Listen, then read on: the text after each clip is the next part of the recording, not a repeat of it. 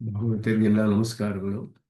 ಶ್ರೀನಿವಾಸೇತಿ ಶ್ರೇಷ್ಠತೆಯ ಪಾತ್ರಂ ಗುಣಾನ್ವಿತಃ ಕೌಶಿಕೋನಂತರಂಗಾರ್ಯಶ್ಚಿರಂ ವಿಜೇತಾಂ ಭುವಿ ನ್ಯಸ್ತಾತ್ಮೀಯಪರಂ ವರಪ್ರದ ಗುರೋ ವೈರಾಗ್ಯ ಭಾಗ್ಯೋರಧೋ ವೇದಾಂತಾಮೃತ ಸಾರವಂತಮನಘಾತ್ ಶ್ರೀ ಶ್ರೀನಿವಾಸಾದ್ ಗುರೋಃ ಶ್ರೀಶೈಲಾನ್ವಯ ಕೌಸ್ತುಭಸ್ಥಿತನಿಯಂ ಶ್ರೇಯೋನಿಧೇ ಶ್ರೀನಿಧೇಃ ವಂದೇ ಸಾಧು ಕಟಾಕ್ಷಕೇಡನಿಲಯಂ ಶ್ರೀಕೃಷ್ಣ ಸದ್ದೇಶಿಕಂ श्रीवासरंगपरकालमुनित्रयाप्तलक्ष्मात्मरक्षण इति त्वैगागमान्तम् आचार्यभक्तिपरिपूतमनर्घशीलं गोपालदेशिकमुनिं गुरुमाश्रयामः। नारायणाख्यतिराजपदाब्जभृङ्गश्रीवासयोगिगुरुणात्मिदभारमीशे भक्त्यादिपूर्णवरदारिकृपात्तचिह्नं श्रीश्रीनिवासमुनिवर्यमहं प्रपद्ये। श्रीनारायणयोगीन्द्रवरदारिकृपाश्रयं रङ्गेशपादविनतं श्रीनिवासमुनिं भजे। श्रीमान् वेङ्कटनाथार्य कवितार्क्य केसरी वेदान्ताचार्यवर्यो मे सन्निधत्तां सदा हृदि यो नित्यमच्युतपदाम्बुजयुग्मरुक्मव्यामोहतस्तरितराणि दिनाय मेने अस्मद्गुरोर्भगवतोऽस्य देकसिन्धो रामानुजस्य चरणौ शरणं प्रपद्ये। यतीन्द्रकृतभाष्यार्थाय व्याख्यानेन दर्शिताः परं सुदर्शनार्यं तं वन्दे कूरकुलाधिपं वरदं द्विरदात्रीशं कमलायादयितं दयानिधिं सकलार्थिजनार्थितप्रदं प्रणमामि प्रणतार्तिहारिणं कृत्वा नवद्यं निगमान्तभाष्यं निराकृतं येन भयं श्रुतीनां प्रतारितानामभूश्रुतैः तं रामानुजं योगिनमाश्रयामः। श्रीभाष्यकृतोपन्यस्तो श्रीशैलपतेः पुरः वेदार्थसङ्ग्रहस्यास्य कुर्मः तात्पर्यदीपिकाम्। ॐ शन्नो मित्रशं वरुणः शन्नो भवत्वर्यमा शन्न इन्द्रो बृहस्पतिः शन्नो विष्णुरुक्रमः।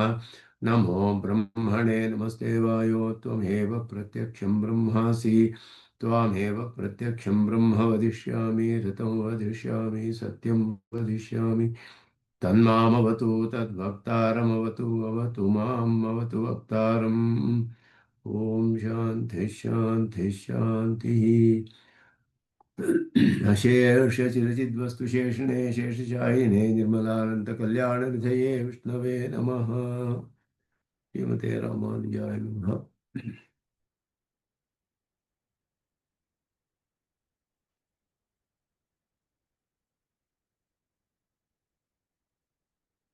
ವೇದಾರ್ಥ ಸಂಗ್ರಹದಲ್ಲಿ ವಿಷ್ಣುವಿನ ಪಾರಮ್ಯ, ನಾರಾಯಣನೇ ಪರಬ್ರಹ್ಮ, ಅದಕ್ಕಿಂತ ಮೇಲೆ ಒಂದು ಉತ್ಕೃಷ್ಟವಾದ ಪದಾರ್ಥವಿಲ್ಲ. ಆ ವಿಷಯಗಳನ್ನು ಇಲ್ಲಿ ಸ್ಥಾಪನೆ ಮಾಡ್ತಿರುವಂತಹ ಭಾಗ. ಅವನಿಗೆ ಅವತಾರಗಳ ಎಲ್ಲ ಇದೆ.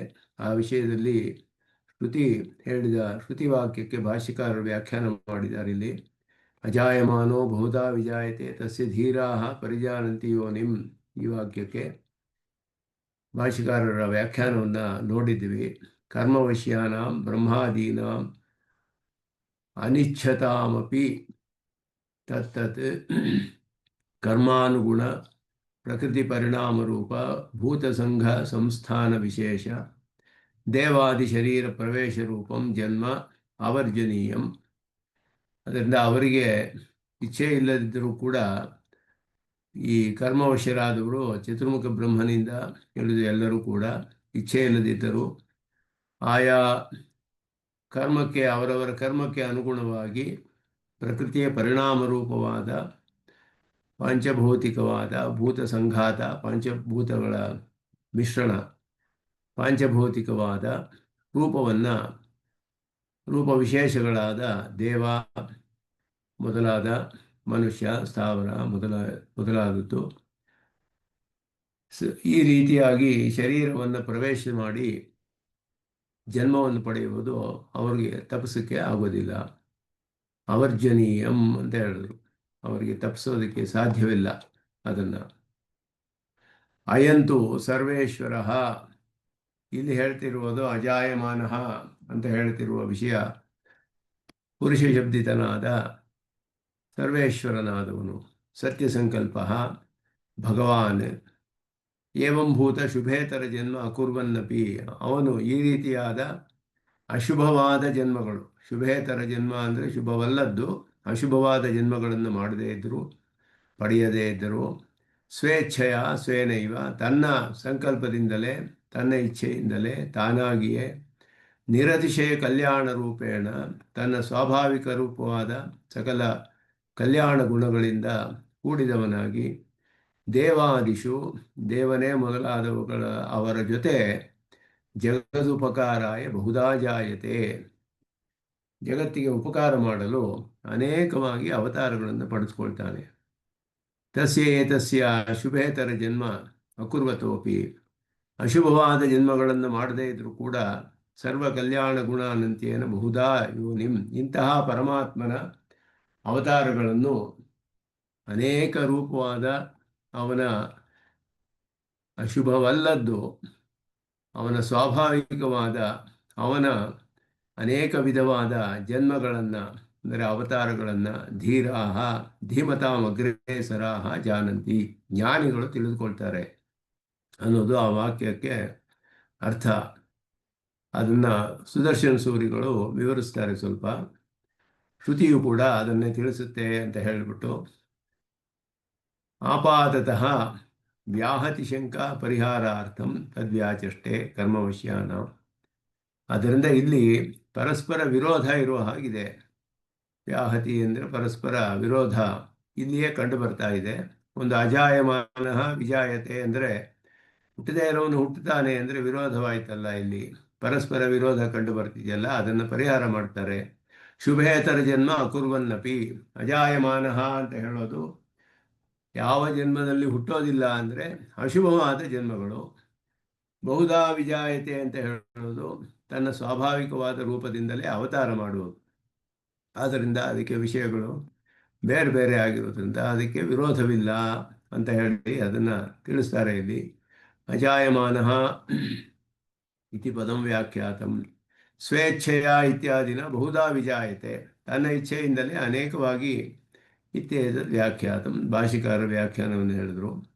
ಬ್ರಹ್ಮಾದಿಗಳು ಜನ್ಮಹೇತು ತತ್ಫಲ ವಪುಂಷಿ ಯಾನಿ, ವಪು ಅಂದರೆ ಶರೀರ, ವಪುಗಳು ವಪುಂಷಿ ಅಂದರೆ ಶರೀರಗಳು ಯಾವುದಿದೆಯೋ ನ ತಾನ್ಯಸ್ಯ ಇತಿ ಅಜಾಯಮಾನ ಶಬ್ದಸ್ಯ ಅರ್ಥ ಆ ವಿಧವಾದ ಶಬ್ದಗಳು ಇವನಿಗಿಲ್ಲ. ಜನ್ಮಹೇತು ಮತ್ತು ಅದರ ಫಲವಾದ ಜನ್ಮಕ್ಕೆ ಕಾರಣ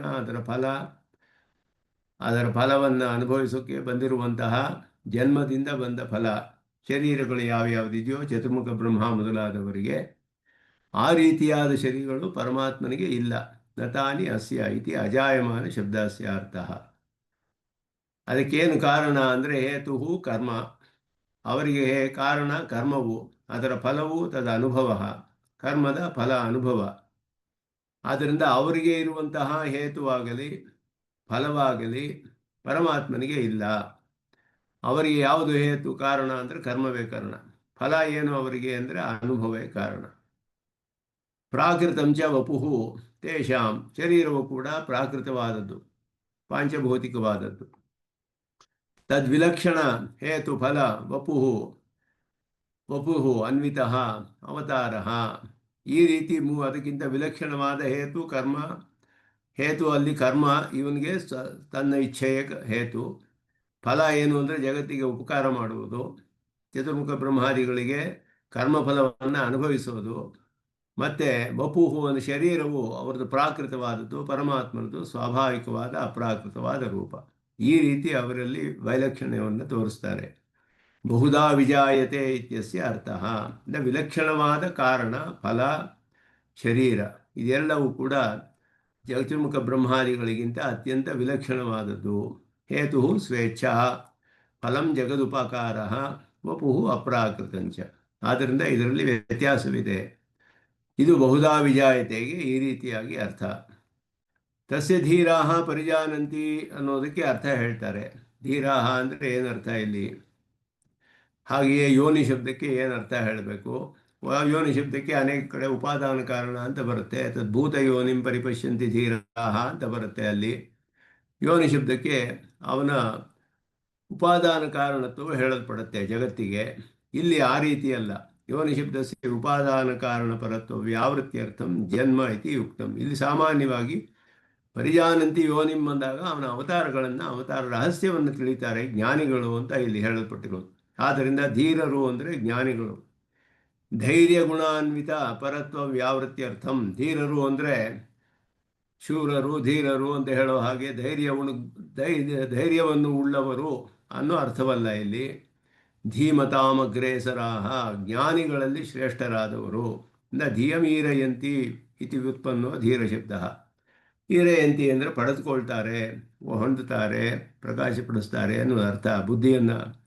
ಆದ್ದರಿಂದ ಬುದ್ಧಿಯನ್ನು ಉಳ್ಳವರು, ಅತ್ಯಂತ ಜ್ಞಾನಿಗಳು ಅಂತ ಅರ್ಥ. ಜ್ಞಾನವನ್ನು ಹೊಂದಿರುವಂತಹವರು, ಅವರಿಗೆ ಧೀರಾಹ ಅನ್ನೋದು ಇಲ್ಲಿ ಅರ್ಥವನ್ನು ಮಾಡಬೇಕು. ಅದರಿಂದ ಜ್ಞಾನಿಗಳು ಅವನ ಅವತಾರ ರಹಸ್ಯವನ್ನು ಅನೇಕ ವಿಧವಾದ ಈ ರೀತಿಯ ಅವನ ಅವತಾರ ರಹಸ್ಯಗಳನ್ನೆಲ್ಲ ಜ್ಞಾನಿಗಳು ತಿಳಿದುಕೊಳ್ತಾರೆ ಅನ್ನೋದು ಅರ್ಥ ಮಾಡಿದ್ರು. ಆದ್ದರಿಂದ ಅಲ್ಲಿ ಯಾವುದೇ ವಿಧವಾದ ವಿರೋಧವೂ ಇಲ್ಲ.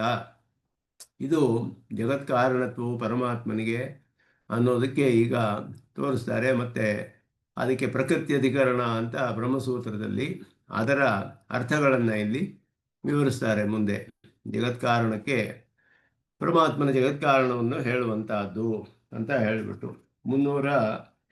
ಇದು ಇಲ್ಲಿ ನೋಡಬೇಕಾಗಿತ್ತು 390 ಪುಟ ಕನ್ನಡ ಪುಸ್ತಕದಲ್ಲಿ. ತದೇತದ್ ನಿಖಿಲ ಜಗನ್ನಿಮಿತ್ತ ಉಪಾದಾನ ಭೂತಾತ್. ಜಗತ್ತಿಗೆ, ಸಕಲ ಜಗತ್ತಿಗೂ ನಿಮಿತ್ತ ಕಾರಣ ಮತ್ತು ಉಪಾದಾನ ಕಾರಣ ಎರಡೂ ಆಗಿರುವಂತಹ ಜನ್ಮಾದ್ಯಸ್ಯೇತಃ ಪ್ರಕೃತಿಶ್ಚ ಪ್ರತಿಜ್ಞಾ ದೃಷ್ಟಾಂತ ಅನುಪರೋಧಾತ್ ಇತ್ಯಾದಿ ಸೂತ್ರೈ ಪ್ರತಿಪಾದಿತಾತ್. ಈ ಸೂತ್ರಗಳಲ್ಲಿ ಬ್ರಹ್ಮನ ಲಕ್ಷಣವು ಹೇಳಲ್ಪಟ್ಟಿತು. ಜನ್ಮ ಆದಿ ಅಸ್ಯೇತಃ, ಈ ಅಸ್ಯ ಅಂದರೆ ವಿಚಿತ್ರವಾದ ಚೇತನಾತ್ಮಕವಾದ ಪ್ರಪಂಚದ ಜನ್ಮ ಆದಿ ಅಂದರೆ ಸೃಷ್ಟಿ ಸ್ಥಿತಿ ಲಯಗಳು. ಯತಃ ಯಾರಿಂದ ಮಾಡಲ್ಪಡುತ್ತೋ ಅದುವೇ ಬ್ರಹ್ಮ. ಯಥೋ ವಾಯುಮಾನಿ ಭೂತಾನಿ ಜಾಯಂತೆ ಮೊದಲಾದ ವಿಷಯವಾಕ್ಯಗಳು. ಅಲ್ಲಿ ಜಗತ್ಕಾರಣತ್ವ ಬ್ರಹ್ಮನಿಗೆ ಹೇಳಲ್ಪಟ್ಟಿತು. ಪ್ರಕೃತಿಶ್ಚ ಅನ್ನೋದು ಪ್ರಕೃತಿ ಅನ್ನೋದ್ರಿಂದ ಪ್ರಕೃತಿ ಉಪಾದಾನಂ ಅಂತ ಅರ್ಥ. ಉಪಾದಾನ ಕಾರಣವೂ ಸಹ ನಿಮಿತ್ತವೂ ಸಹ. ಯಾಕೆ ಅಂದರೆ ಪ್ರತಿಜ್ಞಾ ದೃಷ್ಟಾಂತ ಅನುಪರೋಧ, ಪ್ರತಿಜ್ಞೆಗೂ ದೃಷ್ಟಾಂತಕ್ಕೂ ವಿರೋಧವಿಲ್ಲದ್ದರಿಂದ. ಪ್ರತಿಜ್ಞೆ ಎನ್ನುವುದು ಏಕವಿಜ್ಞಾನೇನ ಸರ್ವವಿಜ್ಞಾನ, ಸದ್ವಿದ್ಯಾ ಪ್ರಕರಣ ಛಾಂದೋಗ್ಯದಲ್ಲಿ. ದೃಷ್ಟಾಂತ ಅನ್ನುವುದು ಮಣ್ಣು ಮೊದಲಾದ ದೃಷ್ಟಾಂತಗಳು ಕೊಡಲ್ಪಟ್ಟಿತ್ತು. ಕಾರ್ಯಕಾರಣ ಭಾವದಿಂದ ಒಂದನ್ನು ತಿಳಿದರೆ ಎಲ್ಲವನ್ನು ತಿಳಿಯಬಹುದು ಅಂತ ಹೇಳಿ, ಜಗತ್ತಿಗೆ ಉಪಾದಾನ ನಿಮಿತ್ತ ಎರಡೂ ಒಂದೇ ಆಗಿದ್ದರೆ, ಒಬ್ಬನೇ ಆಗಿದ್ದರೆ ಅವನನ್ನು ತಿಳಿದರೆ ಎಲ್ಲವನ್ನು ತಿಳಿಯಬಹುದು ಜಗತ್ತಿನಲ್ಲಿ ಅನ್ನುವ ಅರ್ಥವನ್ನು ಅಲ್ಲಿ ಪ್ರತಿಪಾದಿಸುವಂತಹದ್ದು ಸದ್ವಿದ್ಯಾ ಪ್ರಕರಣವು. ಈ ಆ ಸೂತ್ರವನ್ನು ಸೂತ್ರಕಾರರು ಅದಕ್ಕೆ ಅರ್ಥವನ್ನು ನಿಶ್ಚಯ ಮಾಡ್ತಾರೆ. ಪ್ರತಿಜ್ಞೆ ದೃಷ್ಟಾಂತ ಇರುವುದು ಅಲ್ಲಿ ಯಾವ ಒಂದು ಇದನ್ನು ತಿಳಿದೀಯಾ ನೀನು, ಉತದಂ ಆದೇಶಂ ಅಪ್ರಾಕ್ಷ್ಯೋ ಏನ ಅಶ್ರುತಂ ಶ್ರುತಂ ಭವತಿ ಅಮತಂ ಮತಂ ಭವತಿ ಅವಿಜ್ಞಾತಂ ವಿಜ್ಞಾತಂ ಭವತಿ ಅಂತ ಪ್ರಶ್ನೆ ಮಾಡಿದ್ರು. ಆದೇಶ ಶಬ್ದಿತನಾದ ಪರಮಾತ್ಮನನ್ನು ತಿಳಿದೀಯಾ, ಅವನನ್ನು ತಿಳಿದ್ರೆ ಎಲ್ಲವೂ ತಿಳಿದ ಹಾಗಾಗುತ್ತಲ್ಲ ಅಂತ ಹೇಳಿ, ಹಾಗೆ ಹೇಗೆ ಸಾಧ್ಯ ಒಂದನ್ನು ತಿಳಿದರೆ ಅನೇಕ ತಿಳಿಯೋದು ಅಂತ ಶ್ವೇತಕೇತು ಪ್ರಶ್ನೆ ಮಾಡಿದಾಗ, ಯಥಾ ಏಕೇನ ಮೃತ್ಪಿಂಡೇನ ಸರ್ವಂ ಮೃಣ್ಮಯಂ ವಿಜ್ಞಾತಂ ಸ್ಯಾತ್ ವಾಚಾರಂಭಣಂ ವಿಕಾರೋ ನಾಮಧೇಯಂ ಮೃತ್ತಿಕೇತ್ಯೇವ ಸತ್ಯಂ ಅಂತ ಹೇಳಿ, ಕಾರ್ಯಕಾರಣ ಭಾವದಿಂದ ಕಾರಣವಾದ ಅಲ್ಲಿಯೂ ಉಪಾದಾನ ಕಾರಣವೇ ಪ್ರಧಾನವಾಗಿ ಹೇಳಲ್ಪಟ್ಟಿದೆ. ಮಣ್ಣನ್ನು ತಿಳಿದರೆ ಮಣ್ಣಿಂದ ಆದ ಎಲ್ಲ ಕಾರ್ಯಗಳು ಹೇಗೆ ತಿಳಿಯಬಹುದು, ಒಂದನ್ನು ತಿಳಿದರೆ ಅನೇಕವನ್ನು ತಿಳಿಯುವುದು ಸಾಧ್ಯ, ಅದು ಆ ದೃಷ್ಟಾಂತದಲ್ಲಿ ಹೇಳಲ್ಪಟ್ಟಿದೆ. ಆದ್ದರಿಂದ ಪರಮಾತ್ಮನನ್ನು ತಿಳಿದರೆ ಅವನ ಕಾರ್ಯವೇ ಎಲ್ಲವೂ ಆಗಿದ್ದರೆ ಆವಾಗ ಎಲ್ಲವೂ ತಿಳಿಯಕ್ಕೆ ಸಾಧ್ಯ. ಅವನ ಕಾರ್ಯವೇ ಎಲ್ಲವೂ ಅನ್ನೋದನ್ನೇ ಪೂರ್ಣವಾಗಿ 6ನೇ ಅಧ್ಯಾಯದಲ್ಲಿ ಛಾಂದೋಗ್ಯದಲ್ಲಿ ಪ್ರತಿಪಾದನೆ ಮಾಡಿದ್ದಾರೆ.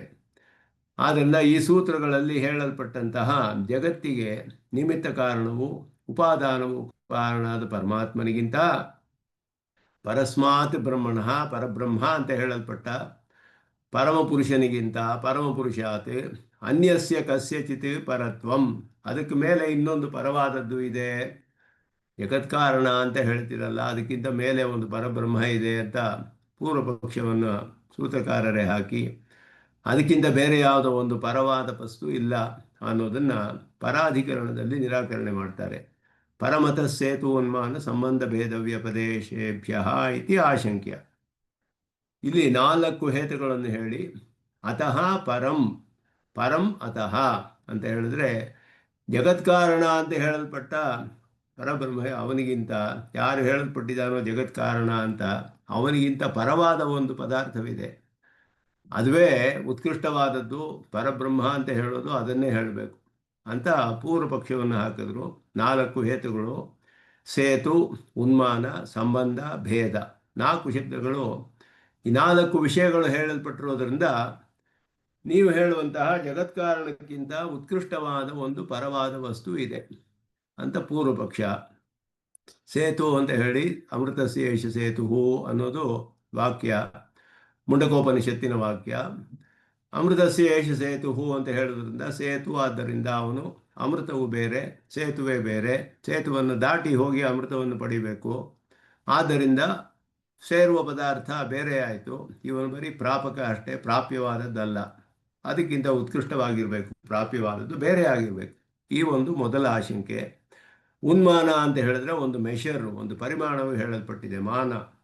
ಮಾನ ಅಂದರೆ ಒಂದು ಮಾನವನ್ನು ತೆಗೆದು ಸ್ಪಷ್ಟವಾಗಿ ಹೇಳಿದೆ ಶ್ರುತಿ. ಚತುಷ್ಪಾದ್ ಬ್ರಹ್ಮ, ಷೋಡಶಕಲಹ ಮೊದಲಾದದ್ದು ಅವನಿಗೆ ಒಂದು ಪರಿಮಾಣವನ್ನು ತಿಳಿಸುತ್ತೆ, ಇಷ್ಟೇ ಅಂತ ಹೇಳಿಬಿಟ್ಟು. ಅಪರಿಚ್ಛಿನ್ನವಾದ ಪದಾರ್ಥಕ್ಕೆ ಒಂದು ಪರಿಚ್ಛಿನ್ನವಾಗಿ ಹೇಳಕ್ಕೆ ಸಾಧ್ಯವಿಲ್ಲ. ಆದ್ದರಿಂದ ಪರಬ್ರಹ್ಮವು ಅಪರಿಚ್ಛಿನ್ನವಾದದ್ದು. ಇಲ್ಲಿ ಹೇಳಿರುವ ಜಗತ್ಕಾರಣ ಅಂತ ಹೇಳಲ್ಪಟ್ಟಿರುವ ನೀವು ಹೇಳುವಂಥ ಪದಾರ್ಥ ಪರಿಚ್ಛಿನ್ನವಾಗೋಯಿತು. ಆದ್ದರಿಂದ ಅದಕ್ಕಿಂತ ಉತ್ಕೃಷ್ಟವಾದದ್ದಿದೆ ಅಂತ ಒಪ್ಪಿಕೊಳ್ಬೇಕು. ಹಾಗೆಯೇ ಸಂಬಂಧವು ಹೇಳಲ್ಪಟ್ಟಿದೆ. ಉನ್ಮಾನ, ಸಂಬಂಧದಲ್ಲಿ ಅಮೃತಸ್ಯ ಸೇತು ಅಂತ ಹೇಳಿದಾಗ ಅಮೃತಸ್ಯ ಅಂತ ಹೇಳೋದು ಷಷ್ಠಿ ವಿಭಕ್ತಿ, ಸಂಬಂಧ ಸಾಮಾನ್ಯವನ್ನು ತಿಳಿಸುತ್ತೆ. ಆದ್ದರಿಂದ ಪ್ರಾಪ್ಯ ಪ್ರಾಪಕ ಸಂಬಂಧಗಳು ತಿಳಿಯುತ್ತೆ ಅದರಲ್ಲಿ. ಆದ್ದರಿಂದಲೂ ಒಪ್ಕೊಳ್ಬೇಕು. ಕ್ಷಮಿಸ್ಬೇಕು, ಉನ್ಮಾನ ಅಂದ್ರೆ ಏನ್ ಅರ್ಥ ಹೇಳಿದ್ರೆ? ಮೆಷರ್ ಪರಿಮಾಣ ಅಂತ ಅರ್ಥ. ಮಾಂಗ್ ಮಾನೆ ಅಂತ ಧಾತು. ಮಾಂಗ್ ಮಾನೆ, ಮಾಂಗ್ ಮಾನೆ ಅಂತ ಧಾತು. ಉನ್ಮಾನ ಅಂದ್ರೆ ಉನ್ಮಾನ ಅಂದ್ರೆ ಒಂದು ಪರಿಮಾಣವನ್ನು ತೆಗೆದು ಹೇಳಿದೆ ಶ್ರುತಿ ಅಂತ ಅರ್ಥ. ಅವನಿಗೆ ಒಂದು ಮಿತಿಯನ್ನು ಹೇಳಿದೆ ಅಂತ ಅರ್ಥ. ಉನ್ಮಾನ ಪರಬ್ರಹ್ಮನಿಗೆ ಮಿತಿ ಹೇಳಿದೆ ಅಂತನಾ? ಮಿತಿ ಹೇಳಿದೆ. ಚತುಷ್ಪಾದ್ ಬ್ರಹ್ಮ ಅಂತ ಹೇಳಿದ್ರೆ 4 ಪಾದಗಳು ಅಂದ್ರೆ ಒಂದು ಮಿತಿ ಆಗೋಯ್ತಲ್ಲ, ಲಿಮಿಟ್ ಆಗೋಯ್ತು. ಪಾದೋಸ್ಯ ವಿಶ್ವಾಭೂತಾನಿ ಅಂದಾಗ ಅವನು ಒಂದು ಪಾದ ಅಂದರೆ ಇಷ್ಟೇ ಅಂತ ಹೇಳಕ್ಕೆ ಸಾಧ್ಯವಾಗೋಗುತ್ತೆ.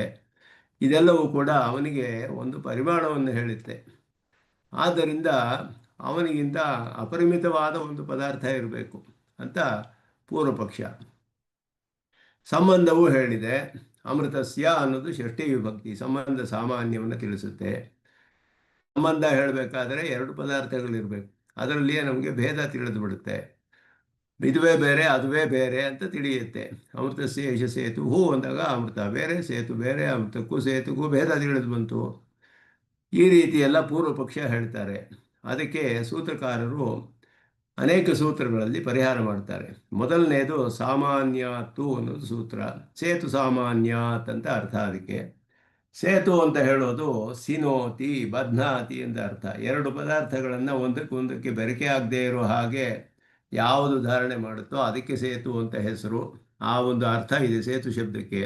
2 ಬೇರೆ ಬೇರೆ ಮಾಡಬೇಕು ಅಂತ. ಅದಕ್ಕೆ ಮಿಶ್ರಣವಾಗದೇ ಇರೋ ಹಾಗೆ ಪರಮಾತ್ಮನು ಎಲ್ಲವನ್ನು ಯಾವ ಒಂದು 2 ಪದಾರ್ಥಗಳಿಗೂ ಮಿಶ್ರಣವಾಗದೇ ಇರೋ ಹಾಗೆ ಎಲ್ಲವನ್ನು ಧರಿಸಿದ್ದಾನೆ ಪರಮಾತ್ಮ.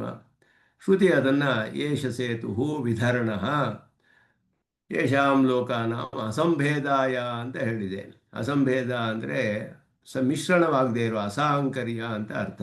ಸಾಂಕರ್ಯವಿಲ್ಲದಂತೆ ಎಲ್ಲವನ್ನು ಧರಿಸಿದಾನೆ ಪರಮಾತ್ಮ ಅನ್ನುವಾಗ ಸೇತು ಅನ್ನೋ ಶಬ್ದ ಹೇಳಿದೆ. ಆದ್ದರಿಂದ ಇಲ್ಲಿ ಸೇತು ಸಾಮಾನ್ಯವಾಗಿ ಸೇತು ಅನ್ನೋ ಶಬ್ದ ಹೇಳಿರೋದು ಅವನು ಎಲ್ಲವನ್ನು ಯಾವುದಕ್ಕೂ ಸಾಂಕರ್ಯವಿಲ್ಲದೆ ಧರಿಸಿದಾನೆ ಅನ್ನುವ ಅರ್ಥದಲ್ಲಿ ಅಂತ ಬಾದರಾಯಣರು ಹೇಳಿದ್ರು ಸೂತ್ರದಲ್ಲಿ. ಬುದ್ಧ್ಯರ್ಥ ಪಾದವತಿ ಅಂತ ಹೇಳುವಾಗ ಪಾದ ಅಂತ ಹೇಳಿರೋದು ಚತುಷ್ಪಾದ್ ಬ್ರಹ್ಮ ಮೊದಲಾದದ್ದು. ಬುದ್ಧ್ಯರ್ಥ, ಬುದ್ಧಿ ಅಂದರೆ ಧ್ಯಾನ ಅಂತ ಅರ್ಥ. ಇಲ್ಲಿ ಉಪಾಸನೆಗೋಸ್ಕರ, ಉಪಾಸನೆಗೆ ಒಂದು ಪರಿಮಿತವಾದ ರೂಪವಿರಬೇಕು. ಅಪರಿಮಿತವಾದ ರೂಪವನ್ನು ಉಪಾಸನೆ ಮಾಡೋಕ್ಕಾಗೋದಿಲ್ಲ. ಆದ್ದರಿಂದ ಒಂದು ಮನಸ್ಸಿಗೆ ಆಲಂಬನೆ ಬೇಕಾದರೆ ಒಂದು ಪರಿಮಿತವಾದ ರೂಪವನ್ನು ಶ್ರುತಿ ಹೇಳುತ್ತೆ. ಅವನಿಗೆ ಈ ರೀತಿಯೆಲ್ಲ ಇದೆ, ಶಿರಸ್ಸು, ಪುಚ್ಛ, ಪಕ್ಷ ಎಲ್ಲ ಆನಂದಮಯ ವಿಕರಣದಲ್ಲೆಲ್ಲ ಎಲ್ಲವೂ ಹೇಳಲ್ಪಟ್ಟಿದೆ. ಆದ್ದರಿಂದ ಈ ರೀತಿಯ ಒಂದು ಪರಿಮಿತವಾದ ರೂಪವನ್ನು ಶ್ರುತಿ ಹೇಳಿ ಈ ಪರಿಮಿತವಾದ ರೂಪವನ್ನು ಅಪರಿಮಿತ ಅನ್ನುವಂತೆ ನೀನು ಧ್ಯಾನ ಮಾಡು, ಈ ರೂಪವನ್ನು ಮನಸ್ಸಿನಲ್ಲಿ ಇಟ್ಟುಕೊಂಡು ಧ್ಯಾನ ಮಾಡುವಂತ ಶ್ರುತಿ ಹೇಳುತ್ತೆ. ಬುದ್ಧ್ಯರ್ಥ ಅಂತ ಹೇಳಿದ್ರು. ಉಪಾಸಕನ ಪ್ರಯೋಜನಕ್ಕಾಗಿ. ಹಾಗೆ ಇವಾಗ ಹೃದಯ ಆಕಾಶದಲ್ಲಿ ದಹರ ಅಂತ ಇದ್ದಾನೆ, ಅವನನ್ನು ಅಪಹತ ಪಾಪ್ಮತ್ವಾದಿ ಗುಣಗಳೊಡನೆಗೆ ನೀನು ಉಪಾಸನೆ ಮಾಡು. 8 ಗುಣಗಳು ಹೇಳಿದ್ದು ಅಲ್ಲಿ ಶ್ರುತಿಯಲ್ಲಿ. ಅವನಿಗೆ ಅನೇಕ ಅನಂತವಾದ ಗುಣಗಳಿದೆಯಲ್ಲ. 8 ಗುಣಗಳು ಅಂದರೆ ಈ 8 ಗುಣಗಳ ವಿಶಿಷ್ಟನಾದ ಧಾರಹ ಅಂತ ಹೇಳಲ್ಪಟ್ಟ ಹೃದಯಾಕಾಶದಲ್ಲಿರುವ ಪರಮಾತ್ಮನನ್ನು ಧ್ಯಾನ ಮಾಡು. ಅಪರಿಮಿತವಾದ ಫಲ ಸಿಗುತ್ತೆ. ಅವನಿಗೆ ಅಪರಿಮಿತವಾದ ಸ್ವರೂಪವಿದೆ. ಧ್ಯಾನ ಮಾಡೋದಕ್ಕೆ ಮಾತ್ರವೇ ಇದು ಹೇಳಲ್ಪಟ್ಟಿದೆ. ಇದು ಉಪಾಸಕನಿಗೋಸ್ಕರ ಹೇಳಲ್ಪಟ್ಟಿರೋದು. ಹೇಗೆ ಅದಕ್ಕೆ ಒಂದು ಉದಾಹರಣೆಯನ್ನು ಕೊಡ್ತಾರೆ ಸೂತ್ರಕಾರ ಇನ್ನೊಂದು ಸೂತ್ರದಲ್ಲಿ. ಸ್ಥಾನ ವಿಶೇಷಾತ್ ಪ್ರಕಾಶಾಧಿಪತಿ. ಅವನು ಎಲ್ಲ ಸ್ಥಾನಗಳು ಇದ್ದಾನೆ ಪರಮಾತ್ಮ. ಹೃದಯದಲ್ಲಿರುವ ಹಾಗೆ ಅವನು ಉಪಾಸನೆ ಮಾಡು, ಕಣ್ಣಿನಲ್ಲಿರುವ ಹಾಗೆ ಮಾಡು, ಅಕ್ಷಂತರ ಪುರುಷ ಆದಿತ್ಯ ಮಂಡಲದಲ್ಲಿರುವ ಹಾಗೆ ಉಪಾಸನೆ ಮಾಡು. ಇದೆಲ್ಲವೂ ಎಲ್ಲ ಕಡೆಯೂ ಇರೋದ್ರಿಂದ ಎಲ್ಲೆಲ್ಲಿ ಇದ್ರೂ ಅಲ್ಲಿ ಹಾಗೆ ಉಪಾಸನೆ ಮಾಡುವುದಕ್ಕೆ ಸಾಧ್ಯ.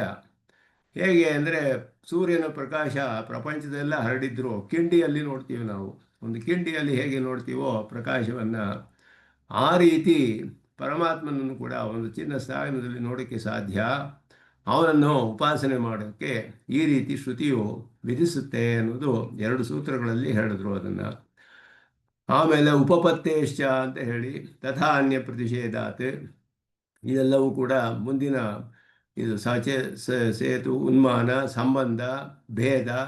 ಸಂಬಂಧ ಅನ್ನೋದರಲ್ಲಿ ಉಪಪತ್ತೇಶ ಅಂದರೆ ಪ್ರಾಪ್ಯನು ಪ್ರಾಪಕನು ಒಬ್ಬನೇ ಆಗಿರಬಹುದು, ವಿರೋಧವಿಲ್ಲ. ಶ್ರುತಿ ಹೇಳುತ್ತೆ ಯಾರು ಹೀಗೆ ತಿಳಿದನೋ ನಾಣ್ಯಪ್ಪಂತ ವಿದ್ಯತೆ ಅಯನಾಯ. ಬೇರೆ ಮಾರ್ಗವೇ ಇಲ್ಲ ಅವನು ತಿಳಿಯೋದಕ್ಕೆ, ಅವನು ಪಡೆದುಕೊಳ್ಳೋದಕ್ಕೆ ಬೇರೆ ಮಾರ್ಗವಿಲ್ಲ. ಏವಂ ವೇದ, ಈ ರೀತಿ ತಿಳಿದವನಿಗೆ ಅವನನ್ನು ಪಡೆದುಕೊಳ್ಳೋಕ್ಕೆ ಸಾಧ್ಯ ಅಂತ ಹೇಳಿ ಯಮೇವೇ ಏಷ ವೃಣತೆ ತೇನ ಲಭ್ಯ. ಇದೆಲ್ಲ ಶ್ರುತಿಗಳು ಏನು ಹೇಳುತ್ತೆ ಅಂದರೆ ಪ್ರಾಪ್ಯನೇ ಪ್ರಾಪಕನು ಅಂತ ಅರ್ಥ. ಅವನೇ ನಮ್ಮನ್ನು ಸ್ವೀಕಾರ ಮಾಡಿದ್ರೆ ಅವನನ್ನು ಪಡೆದುಕೊಳ್ಳಬಹುದು. ಆದ್ದರಿಂದ ಅವನು ಸ್ವೀಕಾರ ಮಾಡೋಕ್ಕೂ ಅವನೇ ಕಾರಣ, ನಾವು ಪಡೆದುಕೊಳ್ಳೋದು ಅವನನ್ನೇ. ಇದರಲ್ಲಿ ಇದು ಉಪಪನ್ನವಾಗಿದೆ. ಪ್ರಾಪ್ಯವು ಪ್ರಾಪಕವು ಒಬ್ಬನೇ ಆಗಿರುವುದರಲ್ಲಿ ವಿರೋಧವಿಲ್ಲ. ಶ್ರುತಿ ಅನೇಕ ಕಡೆ ಹಾಗೆ ಹೇಳಿದೆ. ಅನ್ಯ ಪ್ರತಿಷೇಧಾತ್ ಯಸ್ಮಾತ್ ಪರಂ ನ ಅಪರಮಸ್ತಿ ಕಿಂಚಿತ್ ಅಂತ ಶ್ರುತಿ ಸ್ಪಷ್ಟವಾಗಿ ಹೇಳುತ್ತೆ. ಅವನಿಗಿಂತ ಬೇರೆ ಯಾವುದೂ ಇಲ್ಲ. ನ ತತ್ಸಮಶ್ಚ ಅಭ್ಯಧಿಕಶ್ಚ ದೃಶ್ಯತೆ ಅಂತ ಹೇಳಿದೆ. ಸಮರೂ ಅಭ್ಯಧಿಕರೂ ಇಲ್ಲ ಅವನಿಗೆ, ಇನ್ನೊಬ್ಬರು ಇಲ್ಲ ಅನ್ನೋದನ್ನು ನಿಷೇಧ ಮಾಡಿದೆ ಶ್ರುತಿ ಸ್ಪಷ್ಟವಾಗಿ. ಇದೆಲ್ಲ ಸೂತ್ರಕಾರರೇ ಸ್ಪಷ್ಟವಾಗಿ ತಿಳಿಸ್ತಾರೆ. ಅನೇನ ಸರ್ವಗತತ್ವ ಆಯಾಮ ಶಬ್ದಾದಿಭ್ಯ ಅಂದರೆ ಆಯಾಮ ಅಂದರೆ ವಿಸ್ತಾರ ಅಂತ ಅರ್ಥ, ವ್ಯಾಪಕತ್ವ ಅಂತ.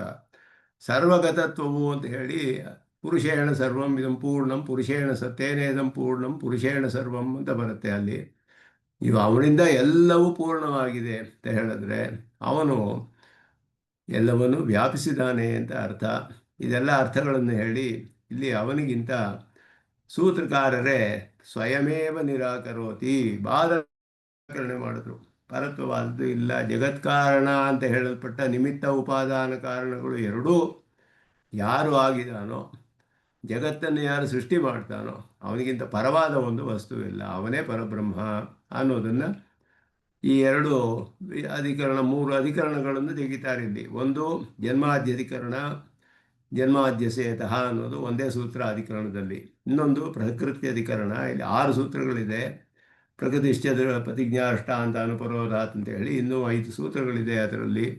ಆತ್ಮಕೃತೆ ಹೇ ವಿದ್ಯಾ ವಿದ್ಯೋಪದೇಶಾಚ ಪರಿಣಾಮ ಮೊದಲಾದ ಸೂತ್ರಗಳು ಬರುತ್ತೆ ಅಲ್ಲಿ.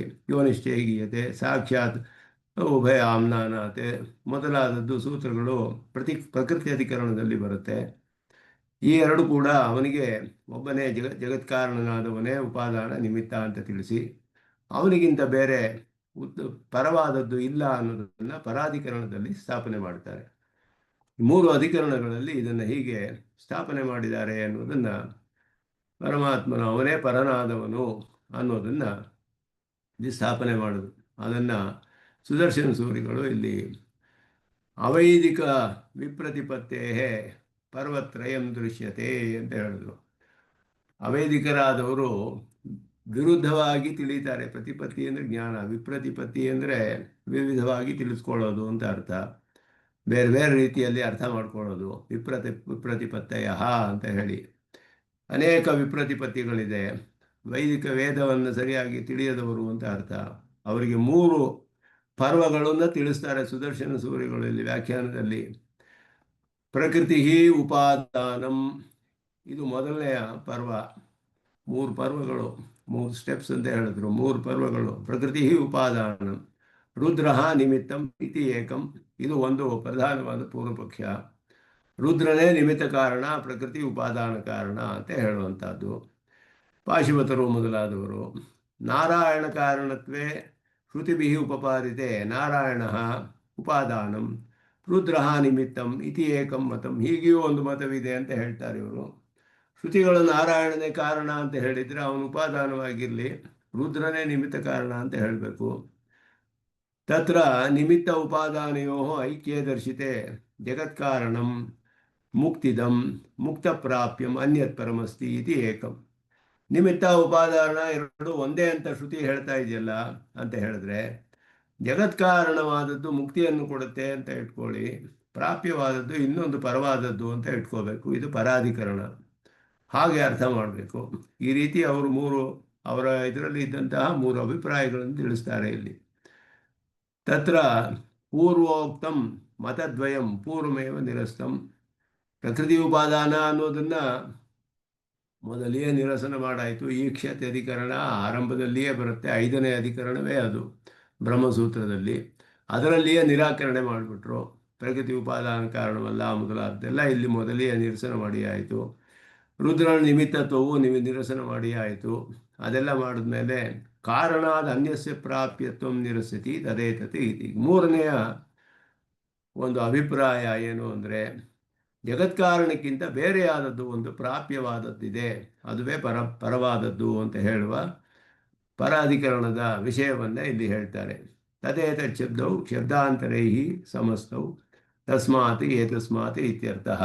ಅದೆಲ್ಲ ತತ್ ಏತತ್ ಅಂದರೆ ತಸ್ಮಾತ್ ಏತಸ್ಮಾತ್ ಅಂತ ಅರ್ಥ. ಆದ್ದರಿಂದ ಅದರ ಆ ಕಾರಣದಿಂದ ಏತಸ್ಮಾತ್ ಅಂತ ಹೇಳಿದ್ರೆ, ಇದಕ್ಕಿಂತ ತದೇತತ್ ನಿಖಿಲ ಜಗನ್ನಿಮಿತ್ತೋಪಾದಾನಭೂತಾತ್ ಅಂತ ಹೇಳ್ತಾರೆ. ಈ ಜಗತ್ತಿಗೆ ಉಪಾದಾನ ನಿಮಿತ್ತ ಕಾರಣವಾದುದರಿಂದ ಇದಕ್ಕಿಂತ ಬೇರೆಯಾದದಿಲ್ಲ ಅಂತ ಅರ್ಥ. ಪೂರ್ವಪಕ್ಷ ಶಂಕಾಪರಂ ಪರಮತಃ ಇತ್ಯಾದಿ ಸೂತ್ರಂ ಅನ್ಯಾನಿ ಸಿದ್ಧಾಂತ ಸೂತ್ರಾಣಿ. ಪರಮತಃ ಚೇತೋನ್ಮಾನ ಸಂಬಂಧ ಭೇದ ವ್ಯಪದೇಶವ್ಯ ಅನ್ನೋದು ಪೂರ್ವಪಕ್ಷ ಸೂತ್ರ. ಮೊದಲು ಅದನ್ನು ಹಾಕಿ ಅದಕ್ಕೆ ಉತ್ತರವನ್ನು ಬಾದರಾಯಣರು ಮಿಕ್ಕ ಸೂತ್ರಗಳಲ್ಲಿ, ಸಿದ್ಧಾಂತ ಸೂತ್ರಗಳಲ್ಲಿ ಮಿಕ್ಕಿದ್ದೆಲ್ಲ ಸಾಮಾನ್ಯತ್ವ ಮೊದಲಾದದ್ದು. ತೇಷಾಂ ಅರ್ಥಃ ಭಾಷ್ಯೆ ವಿಸ್ತರೇಣ ಅನುಸಂಧೇಯ. ಶ್ರೀಭಾಷ್ಯದಲ್ಲಿ ನೋಡಿ ವಿಸ್ತಾರವಾಗಿದೆ ಅದರ ಅರ್ಥಗಳೆಲ್ಲ ಅಂತ ಹೇಳಿದ್ರು. ಏಷ ಸೇತು ವಿದರ್ಣ ಇತ್ಯಾದೌ ಸೇತು ಶಬ್ದ ಅಸಂಕರಕರತ್ವಾರ್ಥ. ಅಸಂಕರಕರತ್ವ ಅಂತ ಹೇಳಿದ್ರೆ ಅಸಾಂಕರ್ಯವನ್ನು ಉಂಟು ಮಾಡೋದು ಅಂತ ಅರ್ಥ. ಸಾಂಕರ್ಯವಿಲ್ಲದೆ ಇರೋ ಹಾಗೆ ಮಾಡೋದು. ಸಾಂಕರ್ಯ ಅಂದರೆ ಸೇರೋದು, ಮಿಶ್ರಣವಾಗೋದು. ಒಬ್ಬೊಬ್ಬ ಪ್ರಾಣಿಗೂ ಕೂಡ ಅವರವರ ಕರ್ಮಗಳು ಅವರವರಿಗೇ ಫಲವನ್ನು ಕೊಡುತ್ತೆ ಹೊರತು ಅದು ಯಾವ ಮಿಶ್ರಣವೂ ಆಗುವುದಿಲ್ಲ. ಎಲ್ಲದರಲ್ಲಿಯೂ ಪರಮಾತ್ಮನು ಅಂತರ್ಯಾಮಿಯಾಗಿ ಎಲ್ಲವನ್ನೂ ಧರಿಸಿ ಯಾವ ಎರಡು ಪ್ರಾಣಿಗಳಿಗೂ ಯಾವ ಮಿಶ್ರಣವೂ ಇಲ್ಲದಂಗೆ ಅದನ್ನೆಲ್ಲ ಧರಿಸಿದಾನಲ್ಲ, ಅದು ಶ್ರುತಿ ಹೇಳುತ್ತೆ. ಏಷ ಸೇತು ವಿಧರ್ಣ, ವಿಶೇಷವಾಗಿ ಧರಿಸಿದಾನೆ ಅವನು. ಯೇಷಾಂ ಲೋಕಾನಾಂ ಅಸಂಭೇದಾಯ ಅಂತ ಮಿಕ್ಕ ವಾಕ್ಯ ಅದರಲ್ಲಿ. ಅಮೃತಸ್ಯ ಏಷ ಸೇತು ಇತ್ಯಪಿ ಸ್ವಯಮೇವ ಸ್ವಸ್ಯ ಪ್ರಾಪಕಃ ಇತ್ಯರ್ಥ. ಅಮೃತಸ್ಯ ಏಷಃ ಸೇತು ಅಂತ ಹೇಳಿದಾಗ ಅಮೃತವೂ ಅವನೇ, ಸೇತುವು ಅವನೇ ಅನ್ನೋದೇ ಅಲ್ಲಿ ಅರ್ಥವನ್ನು ತೆಗೆದುಕೊಳ್ಬೇಕು. ಯಾಕೆ ಅಂದರೆ ಅಲ್ಲಿ ಹೇಳಿರುವಂತಹದ್ದು ತಮೇವ ಏಕಂ ಜಾನಥ ಆತ್ಮಾನಂ ಅನ್ಯಾವಾತೋ ಅಚೋ ವಿಮುಂಚಿತ. ಮುಂಡಕೋಪನಿಷತ್ ವಾಕ್ಯ ಅಲ್ಲಿ ಹೇಳುವಾಗ ಯಸ್ಮಿನ್, ಯಾರಲ್ಲಿ ಯಸ್ಮಿನ್ ಈ ಆಕಾಶ ಪೃಥ್ವಿ ಮೊದಲಾದದ್ದೆಲ್ಲ ಮನಃ ಪ್ರಾಣೈ ಸಹ ಎಲ್ಲವೂ ಕೂಡ ಓತಂ, ಎಲ್ಲವೂ ಓತಪ್ರೋತವಾಗಿ ಸೇರಿದೆಯೋ, ತಮೇವ ಏಕಂ ಜಾನಥ ಆತ್ಮಾನಂ, ಆ ಒಬ್ಬನನ್ನು ತಿಳಿದುಕೊಳ್ಳಿ ಆತ್ಮನನ್ನು ಅಂತ ಹೇಳಿ ಬರೀ ಅವನನ್ನು ತಿಳಿದುಕೊಂಡು ಇನ್ನೊಬ್ಬ ಮಿಕ್ಕಿದ್ದು ತಿಳಿಯಬಹುದೇ ಅಂದರೆ ಅನ್ಯ ವಾಚೋ ವಿಮುಂಚಥ, ಮಿಕ್ಕಿದ್ದೆಲ್ಲ ಬಿಟ್ಬಿಡಿ. ತಮೇವ ಏಕಂ ಜಾನಥ ಆತ್ಮಾನಂ ಅನ್ಯ ವಾಚೋ ವಿಮುಂಚಥ. ಯಾಕೆ ಅಂದರೆ ಅಮೃತಸ್ಯ ಏಷ ಸೇತು, ಇವನೇ ಅಮೃತಕ್ಕೆ ಸೇತು ಅಂತ ಹೇಳಿದೆ. ಆಮೇಲೆ ತಮೇವ ವಿದ್ವಾನ್ ತಮೇವ ವಿದಿತ್ವಾ ಅಮೃತಮೇತಿ, ಅಮೃತ ಮೃತ್ಯುಮತ್ಯೇತಿ ಅಂತ ಹೇಳಿದೆ. ವಿದ್ವಾನ್ ಅಮೃತಮೇತಿ ಅಂತ ಹೇಳಿದೆ. ಅಮೃತ ಇಹಭವತಿ ಅಂತ ಹೇಳುತ್ತೆ. ಆದ್ದರಿಂದ ಅವನು ಅಮೃತ ಶಬ್ದಿತನಾದವನು ಅವನೇ, ಪ್ರಾಪ್ಯನಾದವನು ಅವನೇ. ಅನೇಕ ಶ್ರುತಿಗಳಲ್ಲಿ ಪ್ರಮಾಣ ಕಂಡುಬರುತ್ತೆ. ಸ್ವಸ್ಯ ಪ್ರಾಪಕಃ, ಸ್ವಯಮೇವ ಸ್ವಸ್ಯ ಪ್ರಾಪಕಃ, ಅದು ಸ್ಪಷ್ಟವಾಗಿ ತಿಳಿಯುತ್ತೆ ಅಂದರು. ಹಾಗೆಯೇ ಚತುಷ್ಪಾದ್ ಬ್ರಹ್ಮ, ಷೋಡಶ ಕಲಂ ಮೊದಲಾದ ಪರಿಚ್ಛೇದ ಪರಿಮಿತಿಯನ್ನು ಹೇಳಿರುವಂತಹದ್ದು. ಅನುಸಂಧಾನಾರ್ಥ, ಅನುಸಂಧಾನಕ್ಕೋಸ್ಕರ, ಧ್ಯಾನಕ್ಕೋಸ್ಕರ ಅದು ಹೇಳಿರೋದು. ವ್ಯಾಪಿನಃ ಆಲೋಕಸ್ಯ, ಸರ್ವವ್ಯಾಪಿಯಾದ ಬೆಳಕು, ಆಲೋಕ ಅಂದರೆ ಬೆಳಕು. ವಿನಿಯೋಗಾಯ, ವಿನಿಯೋಗ ಮಾಡುವುದಕ್ಕೆ ಅಂದರೆ ಭೇದ ವಿಭಾಗ ಮಾಡಿ ತಿಳಿಯೋದಕ್ಕೆ ಅಂತ ಅರ್ಥ. ವಾತಾಯನಾದಿ ಪರಿಚ್ಛೇದವತಿ, ಕಿಟಕಿಯಲ್ಲಿ ಬರೋ ಬೆಳಕು ಬೇರೆ, ಕಿಂಡಿಯಲ್ಲಿ ಬರೋ ಬೆಳಕು ಬೇರೆ, ಇನ್ನೊಂದು ಕಡೆ ಬರೋ ಬೆಳಕು ಬೇರೆ, ಈ ರೀತಿ ಅದೆಲ್ಲ ವಿನಿಯೋಗ ಅಂದರೆ ವಿಭಾಗ ಅಂತ ಅರ್ಥ. ಎಲ್ಲ ವಿಭಾಗ ಮಾಡಿ ಅದನ್ನು ಬೇರೆ ಬೇರೆಯಾಗಿ ತಿಳಿಬಹುದು. ಈ ರೀತಿ ಬೆಳಕು, ಕಿಟಕಿಯಿಂದ ಬರೋ ಬೆಳಕು ಮೊದಲಾದದ್ದನ್ನು ಹೇಗೆ ತಿಳಿತೀವೋ, ಆದರೆ ಬೆಳಕು ಅಷ್ಟೇ ಅಲ್ಲ, ಕಿಟಕಿಯಲ್ಲಿ ಮಾತ್ರವೇ ಇಲ್ಲ, ಎಲ್ಲ ಕಡೆಯೂ ಇದೆ ಬೆಳಕು. ಅದನ್ನೇ ಹೀಗೆ ನಾವು ಉಪಯೋಗಿಸ್ತೇವೆ. ಒಂದು ಕಿಂಡಿಯಿಂದ ಬರೋ ಬೆಳಕು ಬಂದರೆ ಸಾಕು ನಮಗೆ, ಅದನ್ನು ಬೇರೆ ಮಾಡಿ ಅದಕ್ಕೊಂದು ಉಪಯೋಗ, ಇನ್ನೊಂದು ಕಿಟಕಿಯಿಂದ ಬರೋ ಬೆಳಕಿಗೆ ಇನ್ನೊಂದು ಪ್ರಯೋಜನವಿರುತ್ತೆ. ಹೀಗೆ ಅದನ್ನು ಬೇರೆ ಬೇರೆ ಮಾಡಿ ತಿಳ್ಕೊಳ್ತೀವಲ್ಲ, ವಿಭಾಗ ಮಾಡಿ ಅದನ್ನು ಉಪಯೋಗಿಸ್ತೀವಲ್ಲ. ಆ ರೀತಿ ಪರಮಾತ್ಮನನ್ನು ಪರಿಚ್ಛೇದಿಸಿ ಧ್ಯಾನ ಮಾಡುವುದಕ್ಕೋಸ್ಕರ ಅವನಿಗೆ ಒಂದು ಪರಿಮಿತಿಯು ಹೇಳಲ್ಪಟ್ಟಿದೆ, ಮಾನವು ಹೇಳಲ್ಪಟ್ಟಿದೆ. ತತಃ ಯದುತ್ತರತರಂ ಇತ್ಯಾದಯ, ಅದಕ್ಕೆ ಮೊದಲೇ ಅರ್ಥ ಮಾಡಿಬಿಟ್ರು. ಪೂರ್ವಮೇವ ವ್ಯಾಖ್ಯಾತಃ. ಯಸ್ಮಾತ್ ಪರಂ ನಾಪರಮಸ್ತಿ ಕಿಂಚಿತ್, ಯಸ್ಮಾತ್ ನಾಣೀಯಃ ನ ಜ್ಯಾಯಃ ಅಸ್ತಿ ಕಶ್ಚಿತ್ ವೃಕ್ಷೈವ ಸ್ತಬ್ಧಃ ದಿವಿ ತಿಷ್ಠತಿ ಏಕಃ ತೇನೇದಂ ಪೂರ್ಣಂ ಪುರುಷೇಣ ಸರ್ವಂ ತಥೋ ಯದುತ್ತರತರಂ ಯದರೂಪಮನಾಮಯಂ, ತದರೂಪಮನಾಮಯಂ ಅಂತ ಹೇಳಲ್ಪಟ್ಟಿದೆ ಶ್ರುತಿಯಲ್ಲಿ. ಆ ತತಃ ಅನ್ನೋದಕ್ಕೆ ಮೊದಲು ಅವನ ಪರಿಪೂರ್ಣವಾದ ಸ್ವರೂಪ ಹೇಳಿದೆ. ಯಸ್ಮಾತ್ ಪರಂ ನ ಅಪರಮಸ್ತಿ, ಯಾರಿಗಿಂತ ಪರವಾದದ್ದು ಯಾವುದು ಇಲ್ಲವೋ, ನ ಅಣೀಯ ನ ಜಾಯ, ಸಣ್ಣದ್ದು ಇಲ್ಲ, ದೊಡ್ಡದು ಸೂಕ್ಷ್ಮವಾದದ್ದು ಇಲ್ಲ, ಉತ್ಕೃಷ್ಟವಾದದ್ದು ಇಲ್ಲ, ಅವನು ಒಬ್ಬನೇ ಇದ್ದಾನೆ. ವೃಕ್ಷೈವ ಅಸ್ತಿತ್ವ, ದ್ಯುಲೋಕದಲ್ಲಿ ಒಬ್ಬನೇ ಇದ್ದಾನೆ ಅವನು, ಎಲ್ಲವೂ ಅವನಿಂದ ತುಂಬಿದೆ, ವ್ಯಾಪ್ತವಾಗಿದೆ. ತೇನೇದಂ ಪೂರ್ಣಂ ತತಃ, ಆ ಕಾರಣದಿಂದ ಯತು ಉತ್ತರತರಂ, ಅತ್ಯುತ್ಕೃಷ್ಟವಾದ ಪದಾರ್ಥವು ಅದಕ್ಕಿಂತ ಬೇರೆ ಇಲ್ಲ, ಉತ್ಕೃಷ್ಟವಾದದ್ದಿಲ್ಲ ಅನ್ನುವ ಅರ್ಥ ಅಲ್ಲಿ. ಅದನ್ನು ಹಿಂದೆ ವಿಸ್ತಾರವಾಗಿ ವ್ಯಾಖ್ಯಾನ ಮಾಡಿದ್ರು ಇದಕ್ಕೆ ಮೊದಲು ಭಾಗದಲ್ಲಿ. ಆದ್ದರಿಂದ ಅದು ನ ಜಗತ್ಕಾರಣಾತ್ ಅನ್ಯಸ್ಯ ಪ್ರಾಪ್ಯತ್ವಂ, ಜಗತ್ಕಾರಣವಾದ ಬ್ರಹ್ಮನಿಗಿಂತ ಇನ್ನೊಂದು ಉತ್ಕೃಷ್ಟವಾದ ಪ್ರಾಪ್ಯವಾದ ಪದಾರ್ಥ ಬೇರೆ ಇಲ್ಲ. ಆದ್ದರಿಂದ ಪೂರ್ವಂ ಶ್ರುತೌ ಚತುರ್ಮುಖಸ್ಯ ಪರಮಕಾರಣತ್ವ ಶಂಕಾ ಅಪಾಸ್ತ, ಚತುರ್ಮುಖನೇ ಕಾರಣ ಮೊದಲಾದ್ದೆಲ್ಲ ಹಿಂದೆಯೇ ನಿರಸನ ಮಾಡಿ ಆಗಿದ್ದಾರೆ ಅನ್ನೋದನ್ನು ಈಗ ಸ್ಮೃತಿಗಳಲ್ಲಿಯೂ ತಿಳಿಸ್ತಾರೆ. ಈಗ ಮನುಸ್ಮೃತಿ ಮೊದಲಾದವುಗಳಲ್ಲಿ ಇದು ಈ ಅರ್ಥವು ಹೇಗೆ ಹೇಳಲ್ಪಟ್ಟಿದೆ. ಸ್ಮೃತಿ ಪ್ರಮಾಣ, ಶ್ರುತಿ ಪ್ರಮಾಣ ಹೇಳಿದ ಮೇಲೆ ಸ್ಮೃತಿ ಪ್ರಮಾಣ, ಶ್ರುತಿ, ಸೂತ್ರ, ಸ್ಮೃತಿ ಮೂರು ಕೂಡ ಅಂತರ್ಜ್ವರಂ ಅಶೀಶಮತೆ ಅಂತ ಭಾಷಿಕಾರಿ ಹೇಳ್ತೀವಿ. ಸ್ಮೃತಿ ಸೂತ್ರಾಣ ಅಂತರ್ಜ್ವರಂ ಅಶೀಶಮತೆ, ಅಂತರ್ಜ್ವರವನ್ನೆಲ್ಲ ಶಾಂತಗೊಳಿಸಿದ್ರು ಅಂತ ಪರಸ್ಪರ ವಿರೋಧವೇ ಇಲ್ಲ, ಯಾವುದಕ್ಕೂ ವಿರೋಧವಿಲ್ಲದೆ ಹಾಗೆ ಅರ್ಥ ಮಾಡಬೇಕು. ಶ್ರುತಿಗಳಿಗೂ ಸೂತ್ರಗಳಿಗೂ ಸ್ಮೃತಿಗಳಿಗೂ ವಿರೋಧವಿಲ್ಲದೆ ಇರೋ ಹಾಗೆ ಅರ್ಥ ಮಾಡಬೇಕು. ಆದ್ದರಿಂದ ಅಲ್ಲಿ ಪ್ರಧಾನವಾದ ಸ್ಮೃತಿಗಳು ಇಲ್ಲಿ ಮನುಸ್ಮೃತಿ, ವಿಷ್ಣು ಪುರಾಣ ಮೊದಲಾದೆಲ್ಲ ತೆಗೆದಿದ್ದಾರೆ. ಇಲ್ಲಿ ಮಾನವೇಚ ಶಾಸ್ತ್ರೇ ಮನುಸ್ಮೃತಿ ಅಂತ ಅರ್ಥ. ಇಲ್ಲಿ ಪ್ರಾದುರಾಸೀತ್ ತಮೋದನಃ ತಮೋನುದಃ, ಪ್ರಾದುರಾಸೀತ್ ತಮೋನುದಃ, ಪ್ರಾದುರಾಸೀತ್ ತಮೋನುದಃ, ಅದಕ್ಕೆಲ್ಲ ಇಲ್ಲಿ ವ್ಯಾಖ್ಯಾನ ಮಾಡ್ತಾರೆ ಅವರು. ಮುಂದೆ ಹೇಳುವಾಗ ಇದಕ್ಕೆ ಅರ್ಥವನ್ನು ಸುದರ್ಶನ ಸೂರಿಗಳು ಕೂಡ ಇದಕ್ಕೆ ವಿವರಿಸ್ತಾರೆ. ಇಲ್ಲಿ ನುದತಿ ಅಂದರೆ ತಳ್ಳುತ್ತಾನೆ, ಪ್ರೇರಿಸ್ತಾನೆ ಅಂತ ಅರ್ಥ. ತಮೋನುದಃ ಅಂದರೆ ತಮಸ್ಸನ್ನು ಪ್ರೇರಣೆ ಮಾಡ್ತಾನೆ ಅಂತ ಅರ್ಥ. ತಮಶಬ್ದಿತವಾದಂತಹ ಅವನು ಪರಮಾತ್ಮ ಅಂತ ಅರ್ಥ. ಅವನು ಆವಿರ್ಭಾವ, ಅವನ ಆವಿರ್ಭಾವವು ಹೇಳಲ್ಪಟ್ಟಿದೆ. ಪ್ರಾದುರಾಸೀತ್ ಅಂದರೆ ಆವಿರ್ಭವಿಸಿದನು ಅಂತ ಅರ್ಥ. ಪ್ರಾದುರಾಸೀತ್ ತಮೋ ಅಂದರೆ ಇದೆಲ್ಲ ಸೃಷ್ಟಿ ಹೇಳುವ ಪ್ರಕರಣ. ಇದೆಲ್ಲವೂ ಕೂಡ ಸಿಸೃಕ್ಷು ವಿವಿಧಾ ಪ್ರಜಾ ಸ್ರಷ್ಟುಂ ಇಚ್ಛು, ಸಿಸೃಕ್ಷು ಇಚ್ಛೆಪಟ್ಟು ಬಹುಶ್ಯಾಂ ಪ್ರಜಾಯಯ ಅಂತ ಹೇಳಿದ ಹಾಗೆ ವಿವಿಧವಾದ ಪ್ರಜೆಗಳನ್ನು ಸೃಷ್ಟಿ ಮಾಡಲು ಜಗತ್ಕಾರಣನಾದ ಪರಮಾತ್ಮನು ಸೃಷ್ಟಿ ಆರಂಭಿಸಿದ. ಆಗ ಅಪಯೇವ ಸಸರ್ಜಾದವು ತಾಸು ವೀರ್ಯಮುಪಾಸಜತೆ, ಇದೆಲ್ಲ ಶ್ರೀಭಾಷ್ಯದಲ್ಲಿ ಪೂರ್ತಿ ಶ್ಲೋಕಗಳೇ ವ್ಯಾಖ್ಯಾನ ಮಾಡಲ್ಪಟ್ಟಿದೆ ಸುದರ್ಶನ ಸೂರಿಗಳಿಂದ ಶ್ರುತಪ್ರಕಾಶಿಕೆಯಲ್ಲಿ. ಅಪಯೇವ ಸಸರ್ಜಾದವು ತಾಸು ವೀರ್ಯಮಪಾಸೃಜತೆ, ಮೊದಲು ಅಪ್ಪನ್ನು ಅವನು ಸೃಷ್ಟಿ ಮಾಡಿದ ಅಂತ ಹೇಳಿ ಇದೆಲ್ಲವೂ ಕೂಡ ಪಂಚಭೂತಗಳು ಎಲ್ಲದಕ್ಕೂ ಕೂಡ ಉಪಲಕ್ಷಣ ಅಲ್ಲಿ. ಅಲ್ಲಿ ವೀರ್ಯಮಪಾಸೃಜತೆ ಅಂತ ಹೇಳಿದ್ರು, ತನ್ನ ಒಂದು ಸೃಷ್ಟಿಯ ಶಕ್ತಿಯನ್ನು ಅಲ್ಲಿ ಇಟ್ಟ ಅಂತ ಅರ್ಥ. ಅದರಲ್ಲಿ ಅದು ಅವನು ಸೃಷ್ಟಿ ಮಾಡುವಂತಹ ಒಂದು ಶಕ್ತಿ ಅದರಲ್ಲಿ ಉಂಟು ಮಾಡಿದ ಅಂದರೆ ಅದಕ್ಕೆ ಪರಿಣಾಮ ಉಂಟು ಮಾಡಿ ಮಿಶ್ರಣ ಮಾಡಿ ಪಂಚೀಕರಣ ಮಾಡಿ ಇದೆಲ್ಲಕ್ಕೂ ಅದು ಅನೇಕ ಶ್ಲೋಕಗಳು ಬರುತ್ತೆ ಇಲ್ಲಿ ವಿಷ್ಣು ಪುರಾಣದಲ್ಲಿ, ಮನುಸ್ಮೃತಿಯಲ್ಲಿ ಮೊದಲಾದ ಕಡೆಗಳಲ್ಲಿ. ತಸ್ಮಿನ್ ಜಜ್ಞೆ ಪರಬ್ರಹ್ಮ ಸ್ವಯಂ ಬ್ರಹ್ಮ, ತಸ್ಮಿನ್ ಜಜ್ಞೆ ಸ್ವಯಂ ಬ್ರಹ್ಮ ಅಂತ ಹೇಳಿ ಆ ಶ್ಲೋಕವು ಬರುತ್ತೆ ಇಲ್ಲಿ ಮುಂದೆ. ಬ್ರಹ್ಮಣ ಜನ್ಮಶ್ರವಣಾತಿ, ಬ್ರಹ್ಮಣ ಅಂತ ಹೇಳುವಾಗ ಬ್ರಹ್ಮ ಅನ್ನೋದು ದೀರ್ಘ ಇಲ್ಲಿ ಚತುರ್ಮುಖ ಬ್ರಹ್ಮನಂತ ತಿಳಿಸುತ್ತೆ.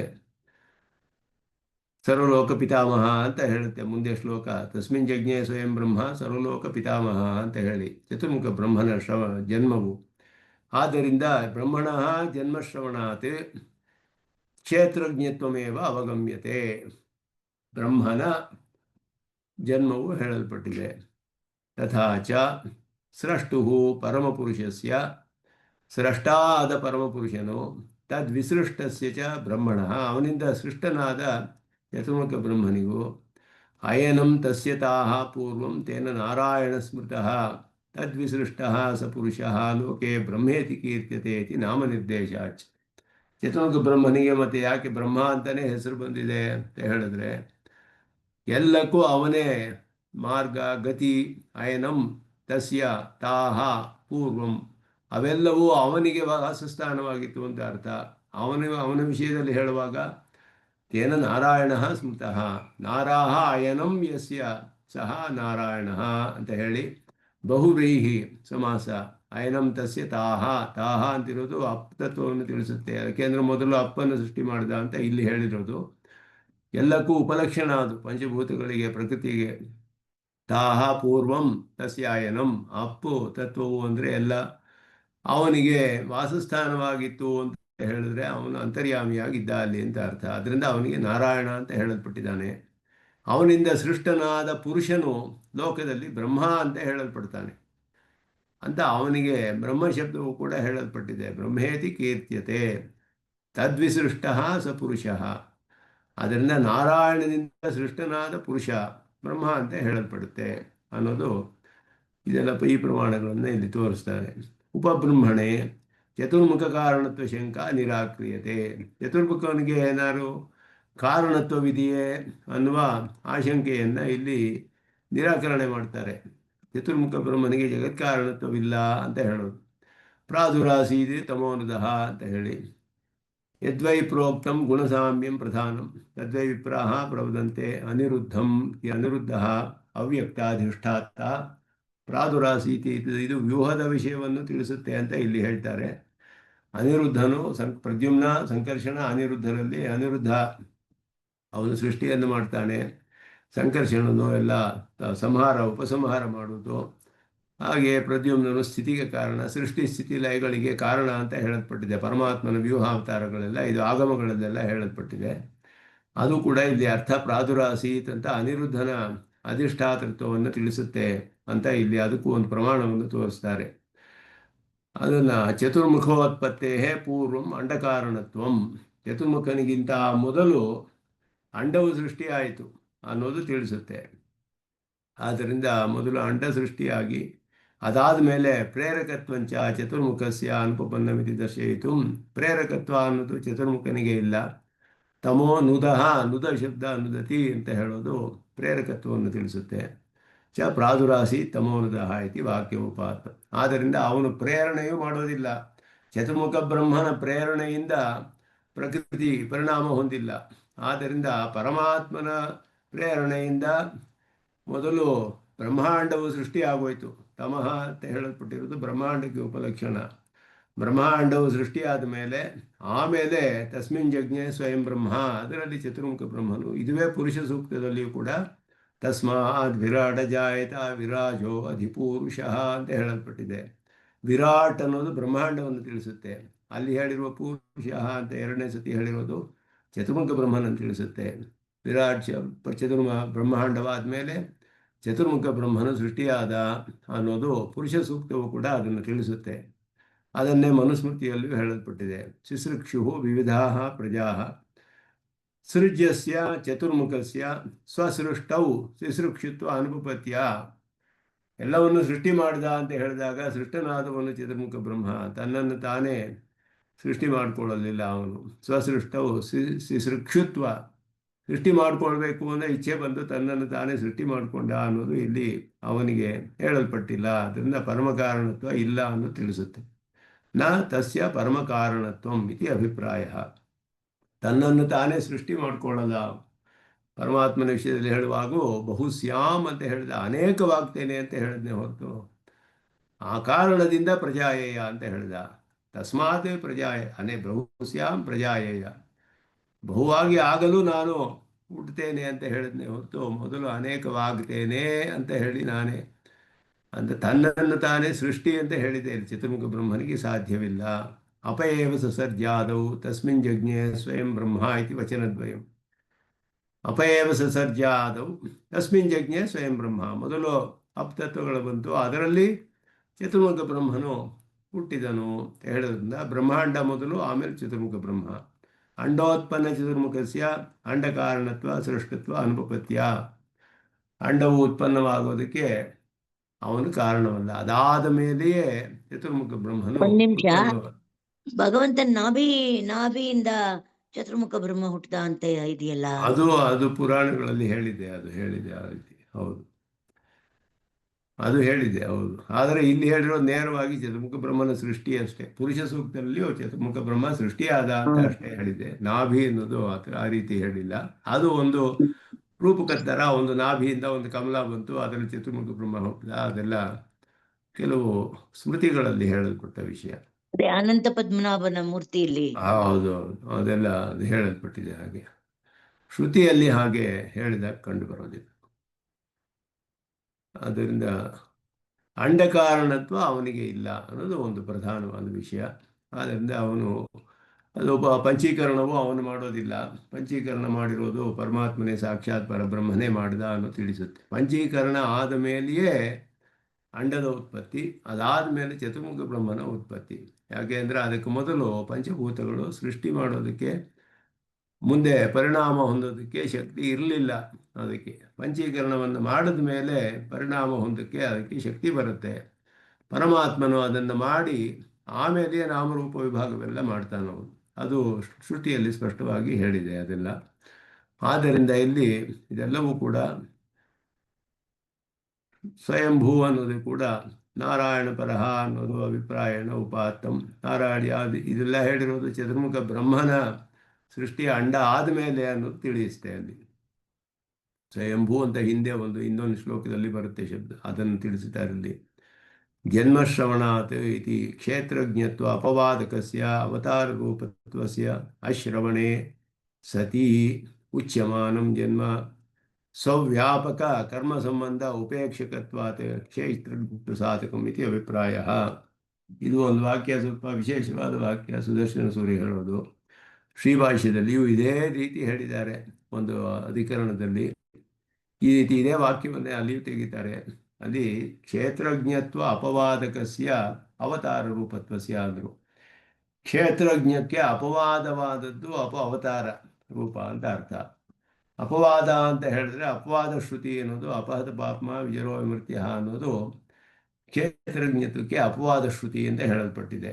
ಯಾಕೆ ಅಂದರೆ ಅದು ಮುಕ್ತನಿಗೆ ಹೇಳುವಂಥದ್ದು.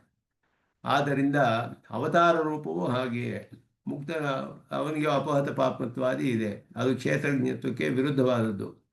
ಅದನ್ನ ಕ್ಷೇತ್ರಜ್ಞತ್ವಕ್ಕೆ ಅಪವಾದವಾದ ಶ್ರುತಿ. ಅವತಾರ ರೂಪ ಅನ್ನೋದು ಹೇಳಿಲ್ಲ ಇವನಿಗೆ, ಚತುರ್ಮುಖ ಬ್ರಹ್ಮನಿಗೆ. ಆದ್ದರಿಂದ ಇವನಿಗೆ ಹೇಳುವ ಜನ್ಮ ಸವ್ಯಾಪಕ ಕರ್ಮ ಸಂಬಂಧ ಅಪೇಕ್ಷಕತ್ವಾತ್. ಆದ್ದರಿಂದ ತನಗೆ ಸಂಬಂಧಿಸಿದಂತಹ ಕರ್ಮ ಸಂಬಂಧ ಅದು ಕೂಡ ಅಲ್ಲಿ ಅದು ಹೇಳೋದ್ರಿಂದ ಕ್ಷೇತ್ರಜ್ಞತ್ವ ಸಾಧಕಂ ಅಂತ ಹೇಳಿದ್ರು.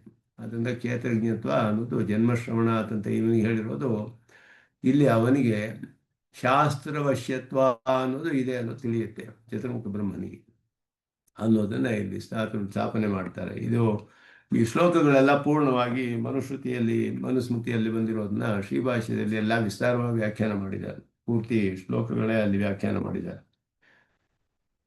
ಆದ್ದರಿಂದ ಇವನಿಗೆ ಈಶ್ವರೇಣ ಸ್ವರೂಪ ಐಕ್ಯತ್ವ ಬ್ರಹ್ಮಣ ಜನ್ಮ ಪರಧ್ಯಾನಾದಿ ಕರ್ಮ ಚ ಲೀಲಾ ಇತಿ ಚೇತ್.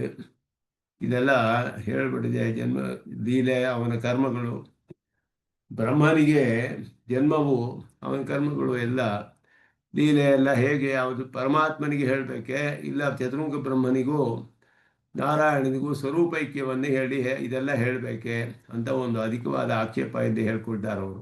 ಇಲ್ಲಿ ಸುದರ್ಶನ ಸೂರಿಗಳು ಹೇಳ್ಕೊಳ್ತಾರೆ.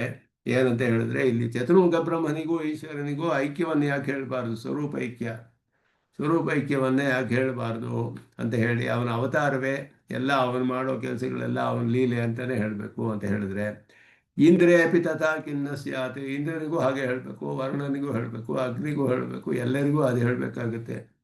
ಆದರೆ ಹಾಗೆ ಹೇಳೋಕ್ಕಾಗೋದಿಲ್ಲ. ಜನ್ಮ ಕರ್ಮಣೋ ಲೀಲಾತ್ವಾತ್ ಸ್ವರೂಪೈಕ್ಯಂ, ಸ್ವರೂಪೈಕ್ಯಾತ್ ಜನ್ಮ ಕರ್ಮಣೋ ಲೀಲಾತ್ ಅನ್ಯೋನ್ಯ ಆಶ್ರಯ. ಇಲ್ಲಿ ಹೇಳಿದ್ರು ಆ ಇಂದ್ರ ವರ್ಣ ಅವುಗಳೆಲ್ಲ ದೇವತೆಗಳು ಸೃಷ್ಟಿಯಾಗಿರೋದು, ಎಲ್ಲವೂ ಕೂಡ ಅವನ ಕರ್ಮಗಳು ಜನ್ಮವು ಎರಡೂ ಲೀಲಾ. ಆದ್ದರಿಂದ ಸ್ವರೂಪೈಕ್ಯವನ್ನು ಹೇಳಿದ್ರೆ, ಸ್ವರೂಪೈಕ್ಯದಿಂದ ಯಾವುದನ್ನು ಮೊದಲು ಸಾಧಿಸ್ತೀರೋ ನೀವು ಅಂತ ಪ್ರಶ್ನೆ ಬರುತ್ತೆ ಇಲ್ಲಿ. ಅವರ ಜನ್ಮ ಕರ್ಮಗಳು ಲೀಲೆ ಅನ್ನೋದನ್ನು ಸಾಧಿಸ್ತೀರೋ, ಇಲ್ಲ ಸ್ವರೂಪೈಕ್ಯ ಅನ್ನೋದನ್ನು ಮೊದಲು ಸಾಧಿಸ್ತೀರೋ? ಸ್ವರೂಪೈಕ್ಯವನ್ನು ಹೇಳಿಬಿಡಿ, ಆಮೇಲೆ ಜನ್ಮ ಕರ್ಮಗಳೆಲ್ಲ ಲೀಲೆ ಅಂತ ಹೇಳಿ ಅಂತ ಹೇಳಿದ್ರೆ, ಆ ರೀತಿ ಹೇಳಿದ್ರೆ ಮಿಕ್ಕಿದವ್ರಿಗೂ ಅದೇ ಹೇಳಬೇಕು. ಅವಾಗ ಇಂದ್ರಾದಿ ದೇವತೆಗಳ ವಿಷಯದಲ್ಲಿಯೂ ಹಾಗೆ ಹೇಳಬೇಕಾಗುತ್ತೆ. ಯಾಕೆ ಅಂದರೆ ಅದಕ್ಕೂ ಏನು ವ್ಯತ್ಯಾಸವಿಲ್ಲ. ಚತುರ್ಮುಖ ಬ್ರಹ್ಮ ಹೇಗೆ ಸೃಷ್ಟಿಯಾದನೋ ಇತರ ದೇವತೆಗಳ ಸೃಷ್ಟಿಯೂ ಹಾಗೆ ಹೇಳಲ್ಪಟ್ಟಿದೆ ಎಲ್ಲರದು ಕೂಡ. ಆದ್ದರಿಂದ ಅಲ್ಲಿಯೂ ಚತುರ್ಮುಖಾದೀನಾಮಪಿ ತುಲ್ಯಂ, ಇದು ಒಂದು ಸಾಮಾನ್ಯವಾದ ಆಶಂಕೆ.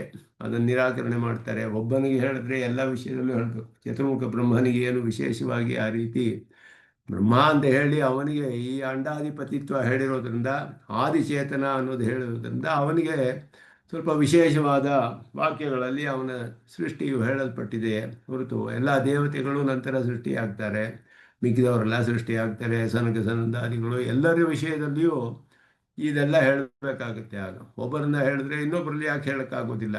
ಅದಕ್ಕೇನು ಅಪವಾದ ಇಲ್ಲ, ಅದೂ ಹೇಳಬೇಕಾಗುತ್ತೆ. ಇದೆಲ್ಲ ಕೂಡ ಅವತಾರ ಅಂತ ಹೇಳೋದಕ್ಕೆ ಅವಕಾಶವಿಲ್ಲ ಅಂತ ಹೇಳ್ತಿದ್ದಾರೆ. ಪರಮಪುರುಷಸ್ಯ ಉತ್ತರ ನಾರಾಯಣೇ ಅವತಾರ ರೂಪಂ ಜನ್ಮ ಇತಿ ಪ್ರತಿಪಾದಿತಂ ಎಂದ ನಾರಾಯಣ ಅನುವಾಕ, ಇದು ಪುರುಷ ಸೂಕ್ತದ 2ನೇ ಅನುವಾಕದಲ್ಲಿ. ಅದರಲ್ಲಿ ಸ್ಪಷ್ಟವಾಗಿ ಅಜಾಯಮಾನೋ ಬೋಧ ವಿಜಾಯತೆ ಇತ್ಯಾನ ಭಾಷ್ಯಕಾರ ವ್ಯಾಖ್ಯಾನ ಮಾಡಿದ್ರು. ಅದು ಪರಮಪುರುಷನ ಅವತಾರ ರೂಪವಾದ ಜನ್ಮವೇ ಹೊರತು ಇಲ್ಲಿ ಹೇಳಿರುವಂತಹದ್ದು ಪರಮಾತ್ಮನದೇ ಜನ್ಮ ಅಲ್ಲ. ಅಲ್ಲಿ ಹೇಳಿರೋದು ಅದರಿಂದ ಸ್ವರೂಪೈಕ್ಯವಲ್ಲ. ಪರಮಾತ್ಮನೇ ಚತುರ್ಮುಖ ಬ್ರಹ್ಮನಾಗಿ ಹುಟ್ಟಿದಾನೆ ಅಂತ ಯಾಕೆ ಹೇಳಬಾರ್ದು?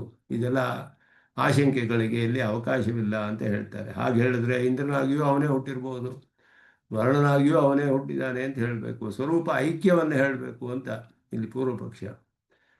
ಚತುರ್ಮುಖ ಜನ್ಮನಃ ಅವತಾರ ರೂಪತ್ವೇ ಪ್ರಮಾಣಮಿತಿ ಚೇತ್, ಅದುವೇ ಚತುರ್ಮುಖ ಬ್ರಹ್ಮನಿಗೂ ಅವತಾರ ಅಂತ ಯಾಕೆ ಹೇಳಬಾರ್ದು ಅಂದರೆ, ಇಂದ್ರ ಜನ್ಮನಃ ತಥಾತ್ವೇ ತದೇವ ಪ್ರಮಾಣಂ ಖಿನ್ನ ಸ್ಯಾತ್, ಇಂದ್ರನಿಗೂ ಹೇಳ್ಬೋದು, ಎಲ್ಲರಿಗೂ ಹೇಳ್ಬೋದು.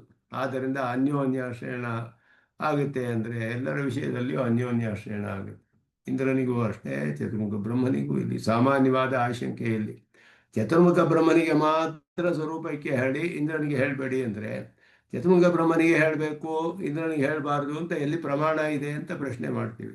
ಇವನಿಗೆ ಹೇಳೋದು ಅವನಿಗೂ ಸಮಾನ ಆಗುತ್ತೆ. ಯಾಕೆಂದರೆ ಇಂದ್ರನಂತೆಯೇ ಚತುರ್ಮುಖ ಬ್ರಹ್ಮನ ಸೃಷ್ಟಿಯಾಗಿರೋದು. ಇವನಿಗೆ ಮಾತ್ರ ಸ್ವರೂಪೈಕ್ಯ ಹೇಳಿ ಅವನ ಪರಮಾತ್ಮನ ಅವತಾರ ಸಾಕ್ಷಾತ್ತಾಗಿ ಅಂತ ಹೇಳಿ ಇಂದ್ರನಿಗೆ ಹೇಳಬೇಡಿ ಅಂತ ಹೇಳಿದ್ರೆ ಅದಕ್ಕೆ ಅವಕಾಶವಿಲ್ಲ, ಪ್ರಮಾಣವಿಲ್ಲ ಅದಕ್ಕೆ ಸ್ಪಷ್ಟವಾಗಿ. ಆದ್ದರಿಂದ ಚತುರ್ಮುಖ ಬ್ರಹ್ಮನಿಗೆ ಸೃಷ್ಟಿ ಇದೆ ಅನ್ನೋದು ಸ್ಪಷ್ಟವಾಗಿ ತಿಳಿಯುತ್ತೆ ಅನ್ನೋದನ್ನು, ಅದು ಮುಖ್ಯವಾಗಿ ಒಂದು ವಿಷಯ ಇಲ್ಲಿ ಸಾಮಾನ್ಯವಾಗಿ ಒಂದು ಆಶಂಕೆ ಹಾಕ್ಕೊಂಡ್ರು. ಇಲ್ಲಿ ಚತುರ್ಮುಖಸ್ಯ ಪರಮಕಾರಣತ್ವ ಅನುಪಪತ್ತಿಂ ತತ್ಪ್ರಾಕರಣಿಕ ಗ್ರಂಥೇನ ಉಪಾದಯತಿ ತಥಾಚ. ಅದನ್ನು ಮುಂದೆ ನೇರವಾಗಿ ಆ ಪ್ರಕರಣಗಳನ್ನು ತಿಳಿಸುವ ಇದನ್ನೇ ಪ್ರಕರಣಗಳನ್ನೇ ಇಲ್ಲಿ ತಿಳಿಸ್ತಾರೆ. ಇಲ್ಲಿ ತಥಾ ವೈಷ್ಣವೇ ಪುರಾಣೆ, ವಿಷ್ಣು ಪುರಾಣದಲ್ಲಿ ಹಿರಣ್ಯ ಗರ್ಭಾದೀನ ಭಾವನಾತ್ರಯ ಅನ್ವಯಾತ್, ಇದು ಇನ್ನೂ ಸ್ಪಷ್ಟವಾಗಿ ತಿಳಿಸುತ್ತೆ. ಕ್ಷೇತ್ರಜ್ಞತ್ವ ಅನ್ನೋದು ಅಶುದ್ಧತ್ವೇನ ಶುಭಾಶ್ರಯತ್ವ ಅನರ್ಹತ್ವ ಉಪಪಾದನಾತ್ ಕ್ಷೇತ್ರಜ್ಞತ್ವ ನಿಶ್ಚೀಯತೆ. ಇಲ್ಲಿ ವಿಷ್ಣು ಪುರಾಣದಲ್ಲಿ ಇದೆಲ್ಲ ಸ್ಪಷ್ಟವಾಗಿ ಹೇಳ್ಬಿಟ್ಟಿದ್ದಾರೆ. ಭಾವನಾತ್ರಯ ಅನ್ವಯವಿದೆ ಅವರಿಗೆ, ಅಶುದ್ಧರಾಗಿದ್ದಾರೆ, ಶುಭಾಶ್ರಯತ್ವಕ್ಕೆ ಅರ್ಹತೆ ಇಲ್ಲ. 3 ವಿಷಯಗಳು ಇದರಿಂದ ಕ್ಷೇತ್ರಜ್ಞತ್ವ ಅದಕ್ಕೇನು ಅರ್ಥ ಅನ್ನೋದನ್ನು ಸುದರ್ಶನ ಸೂರ್ಯಗಳು ವಿಸ್ತಾರವಾಗಿ ತಿಳಿಸ್ತಾರೆ. ಮಾನವ ಶ್ಲೋಕಾರ್ಥ ನಿರ್ಣಾಯಕತ್ವೇನ ಮನುಸ್ಮೃತಿಯ ಶ್ಲೋಕಗಳನ್ನು ಇನ್ನೂ ಸ್ಪಷ್ಟವಾಗಿ ಅರ್ಥ ನಿರ್ಣಯ ಮಾಡೋದಕ್ಕೆ ವಿಷ್ಣು ಪುರಾಣದ ಪ್ರಮಾಣ. ವಿಷ್ಣು ಪುರಾಣ ವಚನಂ ಆಹಾ ತಥಾಚ ಅಂತ. ಭಾವನಾತ್ರಯ ಅನ್ವಯಾತಿ ಅನುಷ್ಠೇಯ ವಿಷಯ ಆಂತರ ಪ್ರಯತ್ನ ಭಾವನಾ. ಇದು 3 ಅನುಷ್ಠೇಯವಾದ ವಿಷಯಕ್ಕೆ ಇದು ಆಂತರ ಪ್ರಯತ್ನ ಭಾವನಾ ಅಂತ ಹೇಳಲ್ಪಟ್ಟಿದೆ. ಇದು ಪೂರ್ವಮೀಮಾಂಸಕರು ಹೇಳ್ತಾರೆ. ಭಾವನಾ ಅಂತ ಹೇಳೋದು ಆರ್ತಿ ಭಾವನಾ, ಶಾಬ್ದಿ ಭಾವನಾ ಇದೆಲ್ಲ ಹೇಳ್ತಾರೆ. ಅಲ್ಲಿ ಪೂರ್ವಮೀಮಾಂಸೆಯಲ್ಲಿ ನಿರೂಪಣೆ ಮಾಡ್ತಾರೆ. ಆಂತರ ಪ್ರಯತ್ನ ಮನಸ್ಸಿನಲ್ಲಿ ನಾವು ಮಾಡುವ ಪ್ರಯತ್ನ. ಅನುಷ್ಠೇಯ ವಿಷಯದಲ್ಲಿ ಯಾವುದನ್ನು ಅನುಷ್ಠಾನ ಮಾಡಬೇಕು ಅದರ ವಿಷಯದಲ್ಲಿ ನಮ್ಮ ಮನಸ್ಸಿನಲ್ಲಿ ಯಾವ ರೀತಿ ಪ್ರಯತ್ನ ಮಾಡ್ತೀವಿ ಅನ್ನೋದಕ್ಕೆ ಭಾವನಾ ಅಂತ ಅದಕ್ಕೆ ಅರ್ಥ. 3 ವಿಧವಾದ ಭಾವನೆಗಳಿದೆ ಅಂತ ಹೇಳಿದ್ರು. ತ್ರಿವಿಧ ಭಾವನಾ ಭೂಪ ವಿಶ್ವಮೇ ತನ್ನಿಬೋಧತಾಂ. ಈ ವಿಶ್ವವೆಲ್ಲವೂ 3 ವಿಧವಾದ ಭಾವನೆಗಳಿಂದ ತುಂಬಿದೆ. ಅವಂಥ ಭಾವನೆಗಳಿರುವಂತಹ ಚೇತನರಿಂದ ಅಂತ ಅರ್ಥ. ಕರ್ಮಾಖ್ಯ ಬ್ರಹ್ಮ ಸಂಜ್ಞಾ ಚ ತಥಾ ಚೈವೋಭಯಾತ್ಮಿಕ. 3 ವಿಧವಾದ ಭಾವನೆಗಳು ಯಾವುದು? ಕರ್ಮಭಾವನೆ, ಬ್ರಹ್ಮಭಾವನೆ, ಉಭಯ ಭಾವನೆ ಅಂತ ಅರ್ಥ. ಕರ್ಮಾಖ್ಯ ಅಂದರೆ ಕರ್ಮಭಾವನೆ, ಕರ್ಮ ಅಂತ ಹೇಳಬಿಡುವ ಭಾವನೆ. ಬ್ರಹ್ಮ ಸಂಜ್ಞಾಚ ಅಂದರೆ ಬ್ರಹ್ಮ ಅಂತ ಹೇಳುವ ಭಾವನೆ, ಬ್ರಹ್ಮಭಾವನ, ಉಭಯ ಭಾವನ. 3 ವಿಧವಾದ ಭಾವನೆಗಳಿದೆ. ಕರ್ಮಭಾವಾತ್ಮಿಕ ಹಿ ಏಕ, ಬ್ರಹ್ಮಭಾವಾತ್ಮಿಕ ಅಪರ. ಅವರೇ ಸ್ಪಷ್ಟಪಡ್ತಾರೆ, ಶ್ಲೋಕದಲ್ಲಿಯೇ ಸ್ಪಷ್ಟವಾಗಿ ಬರುತ್ತೆ ಇಲ್ಲಿ. ಉಭಯಾತ್ಮಿಕ ತಥೈವಾನ್ಯ ತ್ರಿವಿಧ ಭಾವಭಾವನ. 3 ವಿಧವಾದ ಭಾವನೆಗಳಿದೆ ಇಲ್ಲಿ. ಕರ್ಮಭಾವನ, ಬ್ರಹ್ಮಭಾವನ, ಉಭಯ ಭಾವನ. ಇದಕ್ಕೆ ಭಾವನಾತ್ರಯ ಅಂತ ಹೆಸರು ಇದಕ್ಕೆ. ಈ ಭಾವನಾತ್ರಯವು ಬ್ರಹ್ಮಾಂಡದಲ್ಲಿ ಇರುವ ಎಲ್ಲರಿಗೂ ಇರುತ್ತೆ. ಚೇತನರಿಗೆಲ್ಲ ಯಾವುದಾದ್ರೂ ಒಂದು ಇರುತ್ತೆ ಇದರಲ್ಲಿ. ಯಾರ್ಯಾರಿಗೆ ಏನೇನಿದೆ ಅಂತ ಹೇಳ್ತಾರೆ ಅದರಲ್ಲಿ. ಸನಂದನಾದಯೋ ಬ್ರಹ್ಮಭಾವ ಭಾವನೆಯ ಯುತಾ. ಅವರಿಗೆ ಬ್ರಹ್ಮಭಾವವನ್ನೇ ಯಾವಾಗಲೂ ಅನುಭವಿಸ್ತಾ ಇರ್ತಾರೆ. ಅವರ ಅನುಷ್ಠೇಯವಾದ ವಿಷಯ ಯಾವುದು ಅಂದರೆ ಬ್ರಹ್ಮಭಾವ. ಬ್ರಹ್ಮನ ಧ್ಯಾನದಲ್ಲಿಯೇ ಇರ್ತಾರೆ ಯಾವಾಗಲೂ. ಸನಂದಾದಯಗಳು, ಸನಕ ಸನಂದನ ಮೊದಲಾದವರುಗಳು ಬ್ರಹ್ಮಭಾವನೆಯಲ್ಲಿಯೇ ಇದ್ಬಿಟ್ರು. ಕರ್ಮಕ್ಕೆ ಬರಲೇ ಇಲ್ಲ, ಸೃಷ್ಟಿಯನ್ನು ಮಾಡಲಿಲ್ಲ. ಚತುರ್ಮುಖ ಬ್ರಹ್ಮ ಅವರನ್ನು ಸೃಷ್ಟಿ ಮಾಡಿದ. ಮಾನಸ ಪುತ್ರರನ್ನು, ಪ್ರಜೆಗಳನ್ನು ಉತ್ಪತ್ತಿ ಮಾಡಿ ಅಂದರೆ ಅವರು ಬ್ರಹ್ಮಭಾವನೆಯಲ್ಲಿ ಇದ್ಬಿಟ್ರು, ಉತ್ಪತ್ತಿ ಮಾಡಲಿಲ್ಲ. ಬಹಳ ಕೋಪ ಬಂತಂತೆ ಚತುರ್ಮುಖ ಬ್ರಹ್ಮನಿಗೆ. ಆಮೇಲೆ ಪ್ರಜಾಪತಿಗಳನ್ನೆಲ್ಲ ಸೃಷ್ಟಿ ಮಾಡ್ತಾನೆ. ಅವರು ಪ್ರಜಾತಿ ಸೃಷ್ಟಿ ಮಾಡಿ ಅಭಿವೃದ್ಧಿ ಮಾಡಬೇಕು ಅಂತ ಹೇಳಿಬಿಟ್ಟು ಇದೆಲ್ಲ ವಿಷ್ಣು ಪುರಾಣದಲ್ಲಿ ಹೇಳಲ್ಪಟ್ಟಿದೆ. ಬ್ರಹ್ಮಭಾವ ಭಾವನೆ ಅವರಿಗಿದ್ದಿದ್ದು. ಕರ್ಮಭಾವನೆಯಾಚ ಅನ್ಯೇ ದೇವಾದ್ಯ ಸ್ಥಾವರ ವರಾಹ. ದೇವತೆಗಳು, ಇಂದ್ರಾದಿ ದೇವತೆಗಳು ಮತ್ತು ಮಿಕ್ಕಿದೆಲ್ಲರೂ ಕೂಡ, ಸ್ಥಾವರರು, ನಾವು ಮನುಷ್ಯರು ಎಲ್ಲರೂ ಕೂಡ, ಅವರೆಲ್ಲರಿಗೂ ಕೂಡ ಕರ್ಮಭಾವನೆ ಅಂತ ಹೇಳಲ್ಪಟ್ಟಿದೆ. ಚತುರ್ಮುಖ ಬ್ರಹ್ಮನಿಗೆ ಹಿರಣ್ಯ ಗರ್ಭಾದಿಶು ಚ ಬ್ರಹ್ಮಕರ್ಮಾತ್ಮಿಕಾ ದ್ವಿಧಾ. ಚತುರ್ಮುಖ ಬ್ರಹ್ಮ ಮೊದಲಾದ ಕೆಲವರಿಗೆ ಮಾತ್ರ ಬ್ರಹ್ಮ ಕರ್ಮ 2 ಭಾವನೆಯೂ ಇದೆ ಅವರಿಗೆ. ಅಧಿಕಾರ ಬೋಧಯುಕ್ತೇಶು ವಿದ್ಯತೆ ಭಾವಭಾವನ. ಅಧಿಕಾರ ಅನ್ನೋದು ಹೇಳಲ್ಪಟ್ಟಿದೆ ಅವರಿಗೆ ಕೆಲವು ವಿಶೇಷವಾದ ಅಧಿಕಾರಗಳು ಇದೆ. ಅವರವರ ಕರ್ಮಕ್ಕೆ ಅನುಗುಣವಾಗಿ ಬರೋದು. ಅಧಿಕಾರ ಅಂದರೆ ಅದುವೇ. ಅಧಿಕಾರ ಅಂದರೆ ಅವರಿಗೆ ಪೂರ್ವಮೀಮಾಂಸೆಯ ಪಾರಿಭಾಷಿಕ ಶಬ್ದ ಅಧಿಕಾರ ಅಂತ ಹೇಳೋದು. ಅಧಿಕಾರ ಅಂದರೆ ಫಲೇ ಸ್ವಾಮ್ಯಂ ಅಂತ ಹೇಳ್ತಾರೆ ಅವರು ಪೂರ್ವಮೀಮಾಂಸಾ ಗ್ರಂಥದಲ್ಲಿ, ಅರ್ಥಶಾಸ್ತ್ರದ ಅರ್ಥ ಸಂಗ್ರಹದಲ್ಲಿ. ಫಲೇ ಸ್ವಾಮ್ಯಂ, ಯಾರಿಗೆ ಫಲದಲ್ಲಿ ಸ್ವಾಮಿತ್ವ ಬುದ್ಧಿ ಇದೆಯೋ ಅವನು ಅಧಿಕಾರಿ ಅಂತ ಹೇಳಲ್ಪಡ್ತಾನೆ. ಆದ್ದರಿಂದ ಯಜಮಾನನೇ ಫಲಕ್ಕೆ ಭಾಗಿ ಒಂದು ಕರ್ಮ ಮಾಡಿದ್ರೆ ಅವನಿಗೆ ಅದರಲ್ಲಿ ಅಧಿಕಾರ ಇರಬೇಕು. ಅಧಿಕಾರ ಅಂತ ಹೇಳಲ್ಪಡುತ್ತೆ ಅದಕ್ಕೆ. ಇವರೆಲ್ಲ ಕೆಲವರು ಅಧಿಕಾರವಿರುವವರು ಕರ್ಮದಲ್ಲಿಯೂ ಸೃಷ್ಟಿ ಮೊದಲಾದೆಲ್ಲ ಮಾಡ್ತಾರವರು. ಹಿರಣ್ಯಗರ್ಭ ಮೊದಲಾದವರು ಈ ಬ್ರಹ್ಮಾಂಡದಲ್ಲಿ. ಹಾಗೆಯೇ ಅವರು ಬ್ರಹ್ಮಭಾವನೆಯಲ್ಲಿಯೂ ಇರ್ತಾರೆ ಕೆಲವು ಸಮಯದಲ್ಲಿ. 2 ಅವರಿಗೆ ಉಂಟಾಗುತ್ತೆ. ಇಂದ್ರಾದಿ ದೇವತೆಗಳು ಮತ್ತು ಮನುಷ್ಯರು ಇವರುಗಳೆಲ್ಲ ಕರ್ಮದಲ್ಲಿಯೇ ಇರ್ತಾರೆ ಅಂತ ಅರ್ಥ. ಅಕ್ಷೀಣೇಶು ಸಮಸ್ತೇಶು ವಿಶೇಷ ಜ್ಞಾನ ಕರ್ಮ. ಎಲ್ಲರಿಗೂ ಎಲ್ಲ ಮಿಗ್ದವರೆಲ್ಲರಲ್ಲಿಯೂ ಕೂಡ ಹಾಗೆಯೇ ಎಲ್ಲ ಕೂಡ ಅವರಿಗೆ ತ್ರಿವಿಧ ಭಾವನ ಎಲ್ಲರಲ್ಲಿಯೂ ಇದೆ ಅಂತ ಹೇಳಿದ್ರು. ಆದ್ದರಿಂದ ವಿಶ್ವಮೇತತ್ ತ್ರಿವಿಧ ಭಾವನ ವಿವರಿಸ್ತಾರೆ ಈ ಶ್ಲೋಕಗಳನ್ನು. ಸುದರ್ಶನ ಸೂರಿಗಳು ಇದಕ್ಕೆ ವ್ಯಾಖ್ಯಾನ ಮಾಡಿದ್ದಾರೆ. ಭಾವನಾತ್ರಯ ಅನ್ವಿತಂ ವಿಶ್ವಮೇತತ್ ತ್ರಿವಿಧ ಭಾವನಾತ್ರಯ ಅನ್ವಿತಂ. ಈ ಪ್ರಪಂಚವೆಲ್ಲ 3 ವಿಧವಾದ ಭಾವನೆಗಳಿಂದ ಅನ್ವಯಿಸಿದೆ. ತಾಂ ತ್ರಿವಿಧಾಂ ಭಾವನಾಂ ನಿಬೋಧ. 3 ವಿಧವಾದ ಭಾವನೆಗಳನ್ನು ತಿಳಿಸ್ಕೋ. ಭಾವನಾ ಭವಚ್ಛೇದಕ ಸಂಜ್ಞೆಯ ನಿರ್ದಿಶತಿ ಕರ್ಮಾಖ್ಯ ಇತಿ. ಭಾವನಾಂ ಅವಚ್ಛೇದಕ ಸಂಜ್ಞೆಯ, ಭಾವನೆಯನ್ನು ಅವಚ್ಛೇದಕ ಅಂದರೆ ಬೇರ್ಪಡಿಸೋದು ಅಂತ 3 ವಿಧ ಭಾವನೆಗಳನ್ನು ಅವಚ್ಛೇದ ಮಾಡಿ, ಅಂದರೆ ಇದು ಬೇರೆ ಇದು ಬೇರೆ ಇದು ಬೇರೆ ಅಂತ ಬೇರೆ ಬೇರೆ ಮಾಡಿ ತಿಳಿಸೋದು. ಕರ್ಮಾಖ್ಯ, ಬ್ರಹ್ಮ ಸಂಜ್ಞಾನ್ಯ ಮೊದಲಾದದ್ದು. ಕರ್ಮಭಾವನಾ ಇತ್ಯರ್ಥಃ. ಏಕಸ್ಯೈವ ಸಂಜ್ಞಾತ್ರಯ ಕ್ಲುಪ್ತೆ ಶಂಕಾವ್ಯಾವೃತ್ಯರ್ಥಂ ಕರ್ಮಭಾವಾತ್ಮಿಕ ಇತಿ ಸ್ಪಷ್ಟಪಡಿಸ್ತಾರೆ. ಮೊದಲು ಕರ್ಮಾಖ್ಯ, ಬ್ರಹ್ಮ ಭಾವನಾ ಮೊದಲಾದದ್ದೆಲ್ಲ ಹೇಳಿದ್ಮೇಲೆ ಬೇರೆ ಬೇರೆ ಹೇಳ್ತಾರೆ. ಇದಕ್ಕೆ ಕರ್ಮ ಅಂತಾನೆ ಹೆಸರು, ಕರ್ಮ ಭಾವನೆ ಅಂತಾನೆ ಹೆಸರು, ಇದು ಬ್ರಹ್ಮ ಭಾವನೆ ಅಂತಾನೆ ಹೆಸರು, ಇದು ಉಭಯ ಭಾವನೆ. ಹಾಗೆ ಬೇರೆ ಬೇರೆ ಮಾಡ್ತಾರೆ. ಭಾವಾರ್ಥ ಕರ್ಮಶಬ್ದ ತೇಭ್ಯ ಕ್ರಿಯಾ ಪ್ರತೀಯರನ್. ಕರ್ಮಶಬ್ದಗಳೆಲ್ಲ ಭಾವಾರ್ಥವಾದವು ಅಂತ ಒಂದು ವಚನದಿಂದ ತಿಳಿಸ್ತಾರೆ. ಇಲ್ಲಿ ಭಾವ ಅಂದರೆ ಏನು ಅಂದರೆ ಅನುಷ್ಠೇಯ ಅಂತ ಅರ್ಥ. ಅನುಷ್ಠಾನಕ್ಕೆ ವಿಷಯ, ಅನುಷ್ಠೇಯ ವಿಷಯ. ಆದ್ದರಿಂದ ಅನುಷ್ಠೇಯ ವಿಷಯ ಭಾವನಾ ಅಂದರೆ ಅನುಷ್ಠೇಯ ವಿಷಯದಲ್ಲಿ ಭಾವನೆ ಇರುವಂಥದ್ದು. ಅದನ್ನು ಅವರು ಒಳಗಡೆ ಮನಸ್ಸಿನಲ್ಲಿ ಇಟ್ಕೊಳ್ಳೋದು. ಅನುಷ್ಠಾನ ಮಾಡುವಾಗ ಅನುಷ್ಠೇಯವಾದ ವಿಷಯವಿರುತ್ತೆ. ಯಾವುದು ಅನುಷ್ಠಾನಕ್ಕೆ ವಿಷಯ ಅಂದರೆ ನಾವು ಕರ್ಮಗಳೇ ವಿಷಯವಾದರೆ ಕರ್ಮಭಾವನೆ ಆಗುತ್ತೆ, ಬ್ರಹ್ಮನ ಧ್ಯಾನವೇ ವಿಷಯವಾದರೆ ಬ್ರಹ್ಮಭಾವವಾಗುತ್ತೆ. ಅಲ್ಲಿ ಕರ್ಮಭಾವವೋ ಬ್ರಹ್ಮಭಾವವೋ ಯಾವುದೋ ಒಂದು ವಿಷಯವಾಗುತ್ತೆ, ಅನುಷ್ಠೇಯವಾದ ವಿಷಯ. ಅದು ಆಂತರವಾದ ಉದ್ಯೋಗ, ಪ್ರಯತ್ನ ಮಾಡ್ತಾರೆ. ಅದಕ್ಕೆ ಭಾವಭಾವನ ಅಂತ ಹೆಸರು. ಸಾ ಕರ್ಮಭಾವಾತ್ಮಿಕ, ಕರ್ಮರೂಪ ಅನುಷ್ಠೇಯ ವಿಷಯ, ಕರ್ಮರೂಪವನ್ನು ಅನುಷ್ಠಾನ ಮಾಡೋದು ವಿಷಯವನ್ನಾಗಿ ಹೊಂದಿರುತ್ತೆ. ಬ್ರಹ್ಮಭಾವಾತ್ಮಿಕ ಉಪಾಸನ ರೂಪ ಅನುಷ್ಠೇಯ ವಿಷಯ. ಉಭಯಾತ್ಮಿಕ ಕರ್ಮೋಪಾಸನ ರೂಪ ಉಭಯ ಅನುಷ್ಠೇಯ ವಿಷಯ. 3 ವಿಧವಾಗಿದೆ ಅಂತ ಅರ್ಥ. ಸನಂದಾದಿಗಳೆಲ್ಲ ಅಲ್ಲಿ ಸನಂದನ, ಸನಕ, ಸನಂದನ ಮೊದಲಾದವರು ಬ್ರಹ್ಮಭಾವನಾ ವಿತಾಯ. ಉಪಾಸನಾ ರೂಪ ಅನುಷ್ಠೇಯ ವಿಷಯ ಭಾವನಾ ಅನ್ವಿತ.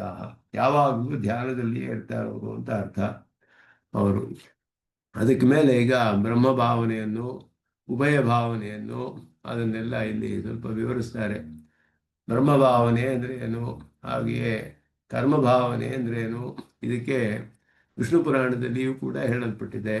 ಅದನ್ನು ಇಲ್ಲಿ ತಿಳಿಸ್ತಾರೆ. ಇಲ್ಲಿ ಅದನ್ನು ಬೇರೆ ಬೇರೆಯಾಗಿ ವಿವರಣೆ ಮಾಡಿ, ವಿಷ್ಣು ಪುರಾಣದಲ್ಲಿಯೂ ಪರಾವಿದ್ಯಾ ಅಂತ ಹೇಳೋ ಹಾಗೆ ಅಲ್ಲಿ ಶಾಸ್ತ್ರಜನ್ಯ ಜ್ಞಾನ, ಉಪಾಸನಾತ್ಮಕ ವಿಜ್ಞಾನ ಇದೆಲ್ಲ ಬೇರೆ ಬೇರೆಯಾಗಿ ಹೇಳಲ್ಪಟ್ಟಿದೆ.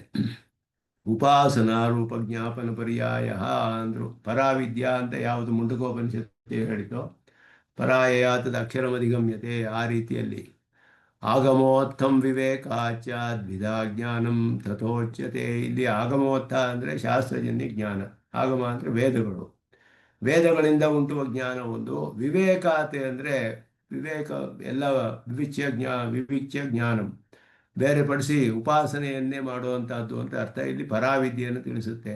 ಮೊದಲನೆಯದು ಶಾಸ್ತ್ರಜನ್ಯ ಜ್ಞಾನ, ಅಪರಾವಿದ್ಯಾ ಅಂತ ಮುಂಡಕೋಪನಿಷತ್ತಲ್ಲಿ ಹೇಳಲ್ಪಟ್ಟಿದ್ದು. ಶಬ್ದ ಬ್ರಹ್ಮಾಗಮಮಯಂ, ಶಬ್ದ ಬ್ರಹ್ಮ ಆಗಮಮಯಂ, ಪರಂ ಬ್ರಹ್ಮ ವಿವೇಕಜಂ. ಒಂದು ಶಬ್ದ ಬ್ರಹ್ಮ ಆಗಮಮಯಂ ಅಂತ ಹೇಳಿ ಶಾಸ್ತ್ರದಿಂದ ಉಂಟಾಗುವುದು ಶಬ್ದಜ್ಞಾನ ಅಷ್ಟೇ. ನಮಗೆ ವಾಕ್ಯಾರ್ಥ ಜ್ಞಾನವೂ ಉಂಟಾಗುತ್ತೆ ಶಾಸ್ತ್ರದಿಂದ. ವಿವೇಕ ಜ್ಞಾನದಿಂದ ಪರಬ್ರಹ್ಮನೇ ಪಡಿತಾನೆ, ಉಪಾಸನಾತ್ಮಕವಾದ ಜ್ಞಾನ. ಅದುವೇ ಪರ ಅಂತ ಹೇಳಿರೋದು ಮುಂಡಕೋಪನಿಷತ್ತಲ್ಲಿ. ಅಪರಾವಿದ್ಯಾ ಪರಾವಿದ್ಯಾ ಇದು ಕೂಡ ದ್ವೇ ಬ್ರಹ್ಮಣಿ ವೇದಿತವ್ಯ, ಇದೆಲ್ಲ ಬೇರೆ ಬೇರೆ ಕಡೆ ಹೇಳಲ್ಪಟ್ಟ ಪ್ರಮಾಣಗಳು. ದ್ವೇ ವಿದ್ಯೆ ವೇದಿತವ್ಯೆ ಇದು ಮುಂಡಕೋಪನಿಷತ್ತು. ಪರಾಚ ಅಪರಾಚ, ಅಪರ ಅನ್ನೋದು ಋಗ್ವೇದ, ಯಜುರ್ವೇದ, ಸಾಮವೇದ, ಅಥರ್ವವೇದ, ವಾಕ್ಯವಾಕ್ಯ ಮೊದಲಾದದೆಲ್ಲ ಹೇಳಿ ಪರಾಯಯಾತದ ಅಕ್ಷರಮಧಿಗಮ್ಯತೆ ಅಂತ ಅಲ್ಲಿ ಪರ ಅಪರ ಅಂತ ಮುಂಡಕೋಪನಿಷತ್ತಿನಲ್ಲಿ. ಇದೆಲ್ಲವೂ ಕೂಡ ಒಂದೇ ಅರ್ಥ ಬರೋದು. ಬ್ರಹ್ಮಶಬ್ದಸ್ಯ ಜ್ಞಾನ ವಿದ್ಯಾ ಶಬ್ದ ನಿರ್ದಿಷ್ಟ ಆಗಮಜನ್ಯ ಉಪಾಸನ ರೂಪ ಜ್ಞಾನ ದ್ವಯ ಪರ್ಯಾಯತ್ವೇನ ಭಗವತ ಪರಾಶರೇಣ ಇವ ವ್ಯಾಖ್ಯಾತತ್ವಾತ್ ಅಂತ ಹೇಳಬೇಕು. ಆದ್ದರಿಂದ ಅವರು ಹೇಳಿರೋದು ಉಪಾಸನಾ ಪರವಾದದ್ದು ಅನ್ನೋದೇ ಅರ್ಥ ಇಲ್ಲಿ. ಆದ್ದರಿಂದ ಶಾಸ್ತ್ರಜನ್ಯ ಜ್ಞಾನದಿಂದ ಬರುವ ಅರ್ಥದ ಉಪಾಸನೆ ಅದು ಬ್ರಹ್ಮಜ್ಞಾನ ಅಂತ ಹೇಳಲ್ಪಟ್ಟಿದೆ. ಪರಾಶರರೇ ಅದನ್ನು ಸ್ಪಷ್ಟಪಡಿಸಿದ್ದಾರೆ ಅಂತ ಹೇಳಿದ್ರು. ಅದಕ್ಕೆ ಅದ್ರ ಮುಂದೆ ಇನ್ನೊಂದು ಸ್ವಲ್ಪ ಇದೆ. ಈ ಭಾವನಾತ್ರಯದ ವಿಷಯದಲ್ಲಿ ಇನ್ನೂ ಹೇಳ್ತಾರೆ. ಅರ್ಥ ಆ ಶ್ಲೋಕಗಳನ್ನೆಲ್ಲ ವ್ಯಾಖ್ಯಾನ ಮಾಡ್ತಾರೆ ಇನ್ನೊಂದು ಸ್ವಲ್ಪ. ಅದನ್ನು ಸಮಯ ಆಗೋಯ್ತು, ಮುಂದುವರಿಸೋಣ ಅಂತ ಹೇಳಿ ಎಲ್ರಿಗೂ ನಮಸ್ಕಾರ ಅಂತ ತಿಳಿಸ್ಕೊಳ್ತೇನೆ. ಜನ್ನೋ ಮಿಶ್ರಶಂ ವರುಣಃ ಜನ್ನೋ ಭವತ್ವರ್ಯಮ ಜನ್ನ ಇಂದ್ರೋ ಬೃಹಸ್ಪತಿ ಜನ್ನೋ ವಿಷ್ಣುರುಕ್ರಮಃ. ನಮೋ ಬ್ರಹ್ಮಣೇ ನಮಸ್ತೇವಾಯ ತ್ವಮೇವ ಪ್ರತ್ಯಕ್ಷಂ ಬ್ರಹ್ಮಾಸಿ ತ್ವಮೇವ ಪ್ರತ್ಯಕ್ಷಂ ಬ್ರಹ್ಮಾವಾದಿಶಂ ಋತಮವಾರಿಶಂ ಸತ್ಯಮವಾಸಿ ತನ್ಮಾಮಾವೀತ್ ತದ್ಭಕ್ತಾರಮಾವೀತ್ ಆವೀತ್ ಭಕ್ತಾರಂ. ಓಂ ಶಾಂತಿ ಶಾಂತಿ ಶಾಂತಿ. ಶ್ರೀಮತಿ ರಾಮಾನುಜಾಯ ನಮಃ. ಕೃಷ್ಣ